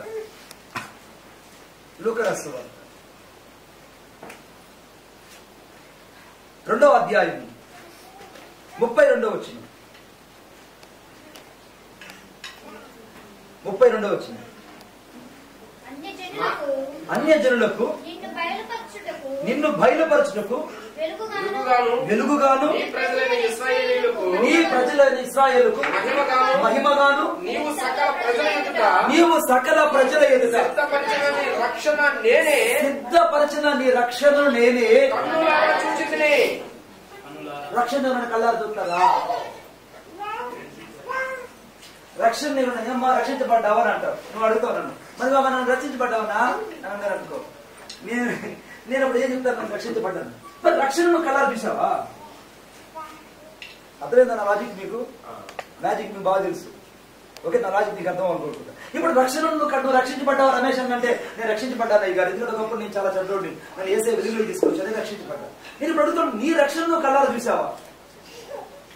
నీ రక్షణను నువ్వు రక్షించబడ్డావే, రక్షణ ఆ రక్షణ నుంచి గొప్పగా చెప్తున్నావే, ఆ రక్షణ నువ్వు కళ్ళారా చూసావా?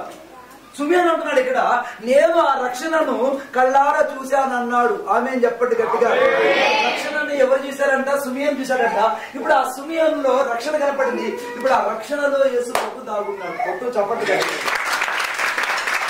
ఇప్పుడు ఆ రక్షణ నేను రక్షణ మీ కొరకు పుట్టినాడు, దానికి ఇదే మీ ప్రాణవాళ్ళు ఒక శిశువు పతి చుట్టుపడి పశువు చుట్టుపడి మీరు చూసారు. అప్పుడు దేవతలు సర్వుడు స్థలంలో దేవునికి మహిమ అనిపిస్తుంది. మంత్రి భూమి సమాధానం కలుగుతుంది. వాళ్ళు ఎలుగెత్తి దేవునికి స్తోత్రాలు చెప్పారు. హల్లెలూయా. ఆయన సకల పాపలు మనుషులు విడిపించుకోవడానికి యేసుని పేరు పెడతారు, రక్షకుడు పేరు పెడతారు. రక్షకుడు మాటకి యేసుని మాటకు పాపం నుంచి తన ప్రజలు విడిపించేవాడు ఆయన చెప్పబడింది. ఆ మాటకు అర్థం ఏంటంటే రక్షకుడు. ఇప్పుడు రక్షకుల్లో యేసు కనపడుతున్నాడా లేదా? ఇప్పుడు రక్షణలో యేసు ఉన్నాడా లేదా? ఇప్పుడు రక్షించబడ్డావని అంటే దాని అర్థం ఏంటంటే లోపల యేసు లేకపోతే నీకు రక్షణ లేదు. ఆమేన్. అదే రక్షణ లేకపోతే యేసు లేడు. యేసు లేకపోతే నీకు రక్షణ లేదు. ఎందుకు రక్షణ లేదంటే ఎఫెసీయుల పత్రిక 2వ అధ్యాయం 8వ వచనం. ఎఫెసీయుల పత్రిక 2వ అధ్యాయం 8వ వచనం. 2వ అధ్యాయం 8వ వచనం. మీరు కృపచేతను రక్షించబడి అయినను ఇది మీ వల్ల కలిగింది కాదు, ఇది దేవుని వరమే రాయబడింది. మీరు కృపచేతను రక్షించబడి ఉన్నారు. If you are the grace by salvation by to you. నువ్వు కృపచేత రక్షించబడ్డావు, ఇది నీ వల్ల కలిగింది కాదు, ఇది దేవుని వరము. ఈ రక్షణ కలిగినావంటే ఈ రక్షణ ఎవరిచ్చారు? ఆ దేవుని వరం. The gift of God. ఏంటిది? The gift of God is my salvation. రక్షించబడ్డావు, బాప్తిసం తీసుకోకపోతే నువ్వు ఎట్లయిపోతున్నట్టు అయిపోతావు. బాప్తిసం వాయిదా వేసుకోవద్దని. రక్షణ లేకపోతే మీరు వెళ్ళే నరకం భయంకరమైన రాత్రి చెప్పింది ఒక పార్టీ. ఇంకొక పార్టీ చేస్తే నోట్లోంచి పేర్లు పెట్టించి పడిపోతుంది. నిజం చెప్తున్నా, ఒక పార్టీ చెప్పా, ఇంకొక పార్టీ అని చెప్తే నోట్లోంచి పేర్లు పెట్టించి పడిపోతుంది. నరకం అంత భయంకరమైంది. ఇప్పుడు రక్షకుడైన యేసుక్రీస్తు కనబడుతున్నాడు, ఆయన క్రీస్తు తాగుతున్నాడు. ఆ క్రీస్తు దగ్గర కలిగిన తర్వాత మహిమపరచబడతారు. మహిమపరచబడ్డ వారు మాత్రమే క్రీస్తు దగ్గరికి వెళ్తారు. వారు మాత్రమే క్రీస్తును రక్షకుడు అంగీకరించి భూలోకంలో బతుకుతారు. ఆమేన్. రక్షించబడ్డామా? బాప్తిసం తీసుకున్నామా? నువ్వు బాప్తిసం వాయిదా చేస్తున్న బాప్తిసం తీసుకో. హల్లెలూయా. సంఘంలో మంచి అలవాటు ఏంటంటే ఆవులిచ్చేటప్పుడు మూతి కడలో రథం పెట్టుకో. సంఘంలో మంచి అలవాటు ఏంటంటే నేను చెప్పిన సీరియస్ గా నాకు మా చర్చిలో కూడా చెప్పేస్తాను. ఎవరిని పిలిచి వచ్చి బిడ్డ ఆవులు ఇప్పుడు వస్తున్నాయి అనుకో, మీ దగ్గర చున్నీ ఉందిగా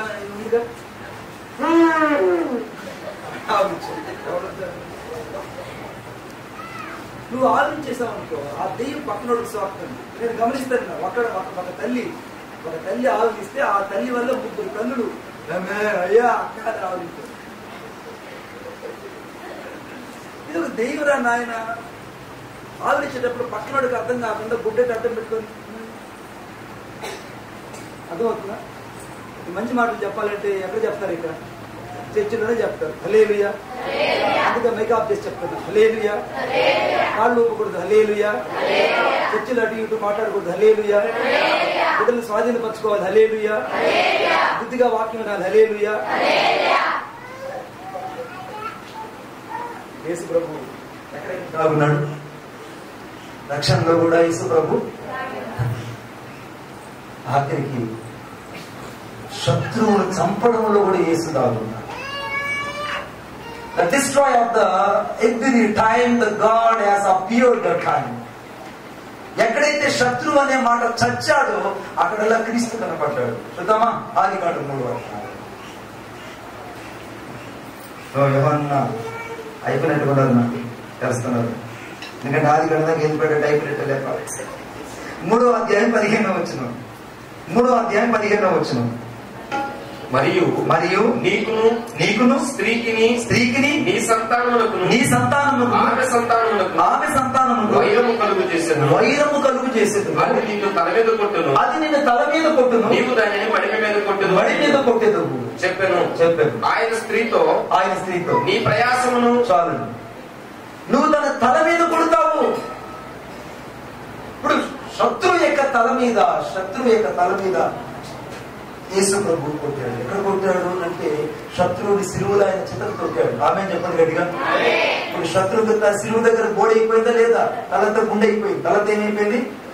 గుండె అయిపోయింది. ఇప్పుడు తల మీద ఎదురు లేవు సైతానికి ఏమి లేవు. నిజంగా చెప్తున్నా, తల మీద ఎదురు లేవు. ఎందుకు లేవంటే ఆయన తలను చితకు తొక్కాడు. ఇక తలకాయ లేదు. పాము ఏం చేస్తాడు? తోమతో ఆడుతూ ఉంటుంది. ఇప్పుడు సిలువలో దాని తల చితకు కొట్టబడింది. ఇప్పుడు శత్రువు యొక్క తలను చితకు కొట్టింది. ఆదికాండం 3వ అధ్యాయం 15వ వచనంలో కనబడని క్రీస్తు తన తల మీద కొట్టాడు. ఆమేన్. తల మీద ఎవరు కొట్టాడు? ఇప్పుడు ఆ సర్పం ఏం చేసింది? మడిమ మీద కొట్టింది. మడిమంటే ఏంటి? క్రీస్తుని పాదాల మీద కొట్టింది.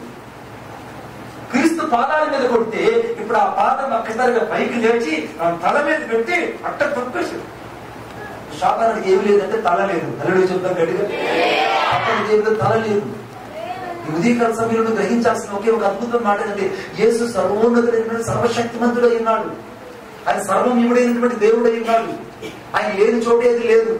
ఆయన కనబడిన ప్రతి స్థలంలో ఆయన దాగి ఉన్నాడు. కనబడిన ప్రతి వాక్యం ఆయన దాగి ఉన్నాడు. కనబడిన ప్రతి మర్మంలో దాగి ఉన్నాడు. సర్వం ఆయన నిర్వహిస్తున్నాడు. సర్వం ఆయన ద్వారా కలిగినది ఏది ఆయన లేకుండా కలిగి ఉన్నది. ఆయనలో జీవం ఉన్న ఆ జీవం మనుషులకు వెలుగైనది. ఆయన ఆహారంలో ఉన్నాడు. అంతకంటే ఎక్కువగా ఆయన మన మనుషుల దగ్గర నీళ్ళలో ఉన్నాడు. అంతకంటే ఎక్కువగా ద్వారంలో ఉన్నాడు. అంతకంటే ఎక్కువగా మనుషుల యొక్క రక్తంలో కూడా ఆయన ఉన్నాడు. మనుషుడి యొక్క ఆత్మలో కూడా ఆయన ఉన్నాడు. మనుషుడి యొక్క మాటల్లో కూడా ఆయన ఉన్నాడు. ఆమేన్. మాటల్లో కూడా ఆయన ఉన్నాడా? మాటల్లో కూడా ఆయన ఉన్నాడా? చదువు. మాటల్లో కూడా చూడు. దావీదుకి ఎత్తున్నాను 139. దావీదుకి ఎత్త 139. దావీదు 139 2వ వచనం.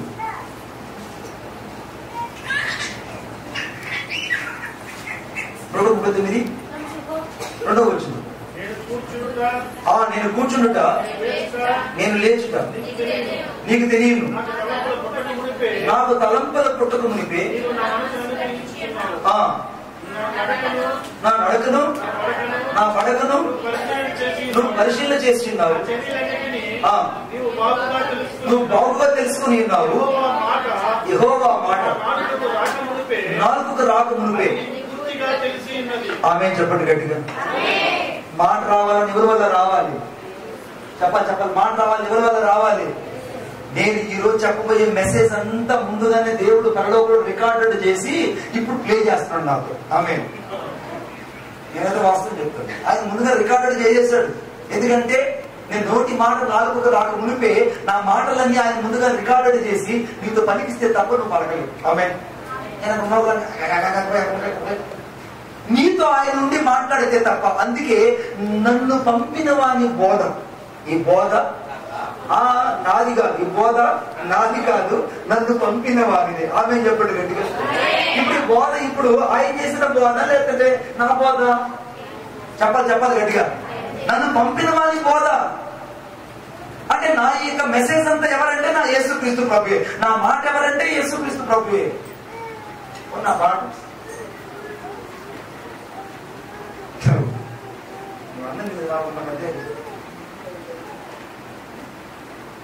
ఇప్పుడు నీ మాట యేసుక్రీస్తు ప్రభువే, ద్వారము యేసుక్రీస్తు ప్రభువే, ఆహారం యేసుక్రీస్తు ప్రభువే, నీళ్లు యేసుక్రీస్తు ప్రభువే. నీ కళ్ళు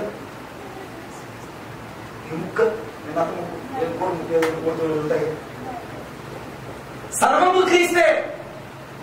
ఇక ఆయనలో నీలో ఇమిడి ఉంటే నువ్వు యేసులో ఉండిపోతావు. ఆమేన్. ఇప్పుడు నా నోటి మాట నన్ను పంపిన వారి బోధ ఇది నాది కాదు, నన్ను పంపిన వారిని నా నోటి మాట నాలుగు రాక మునిపే ఆ మాట నువ్వు బాగా గ్రహించి ఉన్నావు. ఇప్పుడు నా మాటలని ముందుగా రాక మునిపే వాటిని ముందుగా దేవుడు రికార్డెడ్ చేసి ఇప్పుడు జస్ట్ ప్లే చేస్తున్నాడు. నేను టేప్ రికార్డు క్యాసెట్ పెట్టింది ఆయన. మాటలు ఎవరివి? ఎవరివి? చేసి చెప్పాలి. మాటలు ఎవరివి? దొంగలారా గట్టిగా చెప్పండి. మాటలు ఎవరివి? ఇప్పుడు పక్కన చెప్పండి. ఈ వాక్యం నా కోసమే, ఈ వాక్యం నా కోసమే, ఈ వాక్యం నా కోసమే. ఈ రోజున యేసయ్య జీవితంలో ఆయన లేని చోటు ఇది నేనే. తల్లి చెప్తాను. అందరూ ఆనందంగా ఉన్నామా? ఆనందంగా ఉన్నామా? ఇప్పుడు యేసుక్రీస్తు ప్రభువు కనబడిన శత్రువుని కనబడేటట్టు చంపింది ఆదికాండం 3వ అధ్యాయంలో యేసుక్రీస్తు. రోమా 16:20 ప్రకారంలో ఆయన శత్రువు యొక్క బలమంతటి మీదని, అనగా తేళ్ల యొక్క తేళ్ల మీదను పాముల మీదను నేను అధికారం అనుగ్రహించున్నాను అని రాయబడింది. ఇప్పుడు తేళ్లని సాగుతుంది ఎవరంటే నా యేసయ్య. ఇప్పుడు పాముల మీద అధికారం నాకు ఎవరిచ్చిందంటే యేసుక్రీస్తు ప్రభు. తేలేవు కదంటే ఏది తేలేవు. లోకాసు 10వ అధ్యాయంలో మర్చిపోయాడు. లోకాసు 10వ అధ్యాయంలో చెప్పాలి ఏమని? నాకు ఇప్పుడు ఏమీ లేదు, అర్థమైందా? నాకు ఇంకా యేసుక్రీస్తు ప్రభువేనండి అని చెప్పాలి. హల్లెలూయా. దేవుడు పాముల మీద శత్రు బలమంతరం మీద నాకు అధికారం ఇచ్చింది ఎవరంటే యేసుక్రీస్తు ప్రభు. శత్రు బలమంతరం మీద నాకు అధికారం ఇచ్చి నాకు విజయం ఇచ్చింది ఎవరంటే యేసుక్రీస్తు ప్రభు. అందుకే 15వ అధ్యాయం 50 రాయబడింది, ఆయన మనకు అత్యధికమైన జీవనం గ్రహించి ఉన్నారు. ఆమె అత్యధికమైన విజయం ఎవరిని గ్రహించారంటే యేసయ్య. విజయానికి కారణం ఎవరంటే యేసుక్రీస్తు. విజయంలో కూడా ఎవరున్నారు? నా ఓటములు ఎవరున్నారు? నా ఆనందంలో ఎవరున్నారు? చెప్పాలి. అందుకని నా ఆహారంలో ఎవరున్నారు? నా నీళ్ళల్లో ఎవరున్నారు? నా మాటల్లో ఎవరున్నారు? అంతకంటే ఎక్కువగా నేను ఇంకేం చెప్పాను? నా ద్వారంలో ఎవరున్నారు? నా కిటికీలో ఎవరున్నారు? ఇక నా ఇంట్లో ఎవరున్నారు? యాడ్ చెప్పాను. యేసయ్య యాడ్ చెప్పాను. నేను లోకరసు నా ఇల్లు అని చెప్పలేదు. ఇక్కడ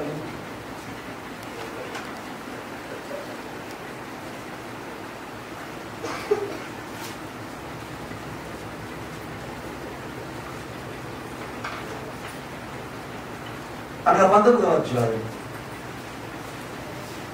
9వ వచనం.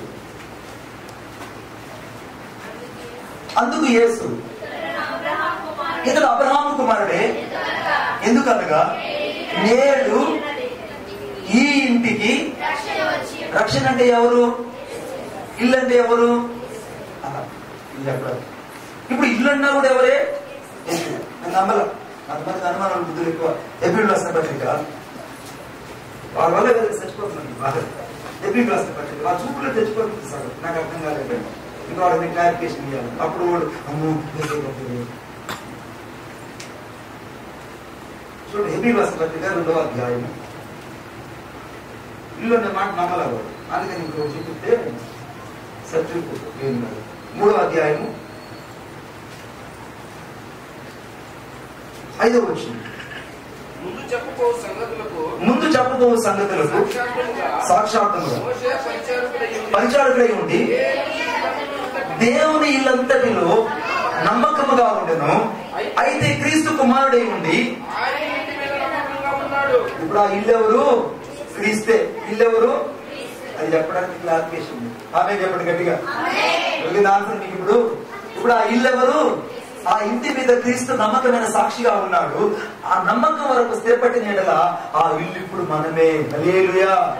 ఇప్పుడు ఇల్లు ఎవరిని చూసిస్తుంది? యేసయ్య చూస్తుంది. ఇంట్లో ఉన్న ద్వారం ఎవరిని చూసిస్తుంది? యేసు ప్రభువు చూస్తుంది. ఇంట్లో ఉన్న కిటికీ ఎవరిని చూసిస్తుంది? తినే అన్నం ఎవరిని చూసిస్తుంది? యేసు ప్రభువు. తాగే నీళ్ళు ఎవరిని చూసిస్తుంది? మాట్లాడే మాట ఎవరు చూసిస్తుంది? సమస్తం జరిగించేది ఎవరు? యేసుక్రీస్తు ప్రభు. కుమారులు ఎవరున్నారు? తండ్రి ఉన్నాడు. తండ్రిలో ఎవరున్నారు? కుమారులు. అంటే కుమారులు లేని చోట ఏంటి? చెప్పరాదు. ఎంత ఆనందమైంది. ఎంత మర్మమైన క్రీస్తు ఈరోజు మీకు కనపడ్డా. నా దేవుడు ఇంత మర్మమైన క్రీస్తు నీ ముందు నిలబడి ఉన్నారు.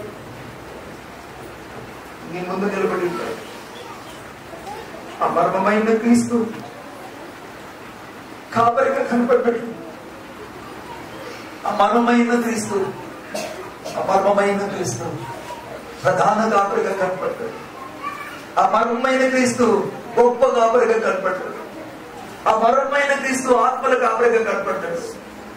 ఆ మర్మమైన క్రీస్తు సమస్తము ఇముడి ఉన్న క్రీస్తుగా కనపడ్డాడు. ఇప్పుడు ఏ శైలిలో చోటు ఏది నేను తినే పువ్వులు ఆయన కనపడుతుంటాడు, తాగే నీళ్ళలో నాకు యేసు కనపడుతున్నాడు, నా మాటల్లో యేసు కనపడుతున్నాడు, చివరకు నా ఇంట్లో యేసు కనపడుతున్నాడు, చివరికి నా ఒంట్లో కూడా యేసు ప్రభు కనపడుతున్నాడు. ఏసయ్యా, నీ వంటి దేవుడు మర్మమైన క్రీస్తు ఈరోజు నాకు నువ్వు కనపడ్డావు. మర్మమైన క్రీస్తువు నువ్వు నాకు కనపడ్డావయ్యా. అందుని బట్టి నీకు వదనా, నాకు కిటికీలో కూడా ఉన్నావయ్యా. నువ్వు లేని చోటు ఏమున్నదయ్యా, నువ్వు లేని చోటు ఏమున్నదయ్యా. నాకు కనబడి ప్రవేశపడలేదు. ఆ బంగారు తండ్రి ఎన్నోసార్లు బాధ పెట్టాడయ్యా, ఎన్నోసార్లు నిన్ను క్షోభ పెట్టాను, ఎన్నోసార్లు నేను బహాటంగా సిలువ వేశాను తండ్రి, ఎన్నోసార్లు నేను నిన్ను క్షోభకు గురి చేశాను. నువ్వు సమస్తం నిర్వహిస్తున్నావని నేను గుర్తించలేకపోయాను తండ్రి. తండ్రి నీలో ఉన్నాడని, నీవే తండ్రి ఉన్నావని, నీవే నాలో ఉన్నావని నేను గుర్తించకుండా నీకు బాధ పెట్టాను. దయతో నన్ను క్షమించండి, నన్ను దయతో క్షమించండి అయ్యా, నన్ను దయతో క్షమించండి, నన్ను క్షమించండి అయ్యా. నీ రక్తంతో కడిగి పరిశుద్ధపరచండి, నన్ను రక్తంతో కడిగి పరిశుద్ధపరచండి, నన్ను రక్తంతో కడిగి పరిశుద్ధపరచయ్యా, నన్ను రక్తంతో కడిగి పరిశుద్ధపరచు. నా హృదయం లేక నేను ఆహ్వానిస్తున్నానయ్యా, నా హృదయం లేక నేను ఆహ్వానిస్తున్నానయ్యా. రక్షణ నీవే ఉన్నావు తండ్రి, నా రక్షణ కూడా నీవేనయ్యా. నీవే నా జీవితానికి సమస్తమైనావు తండ్రి, నీవే నా జీవితానికి సమస్తమైనావు, నీవే నా జీవితానికి సమస్తమైనావు. లేకుండా నేను రక్తంతో కడిగి శుద్ధీకరించండి, నా హృదయాన్ని కడగండి, నా మనసును కడగండి, నా తలంపులు కడగండి, నా పరిచర్యను రక్తంతో కడిగి శుద్ధీకరించండి ప్రభు. నా యొక్క ప్రణాళికను రక్తంతో కడిగి శుద్ధీకరించండి, నా కొరకు తెరిచే నూతన ద్వారాలు రక్తంతో కడిగి శుద్ధీకరించండి. నా కొరకు సిద్ధపరిచినటువంటి ప్రభు పరలోకము మహిమను కొరకు నన్ను సిద్ధపరచండి. యేసు, నాకు సమస్తమైనందరికీ వందనాలయ్యా. ప్రభువా, నీ రక్తంతో కడిగి పరిశుద్ధపరచండి.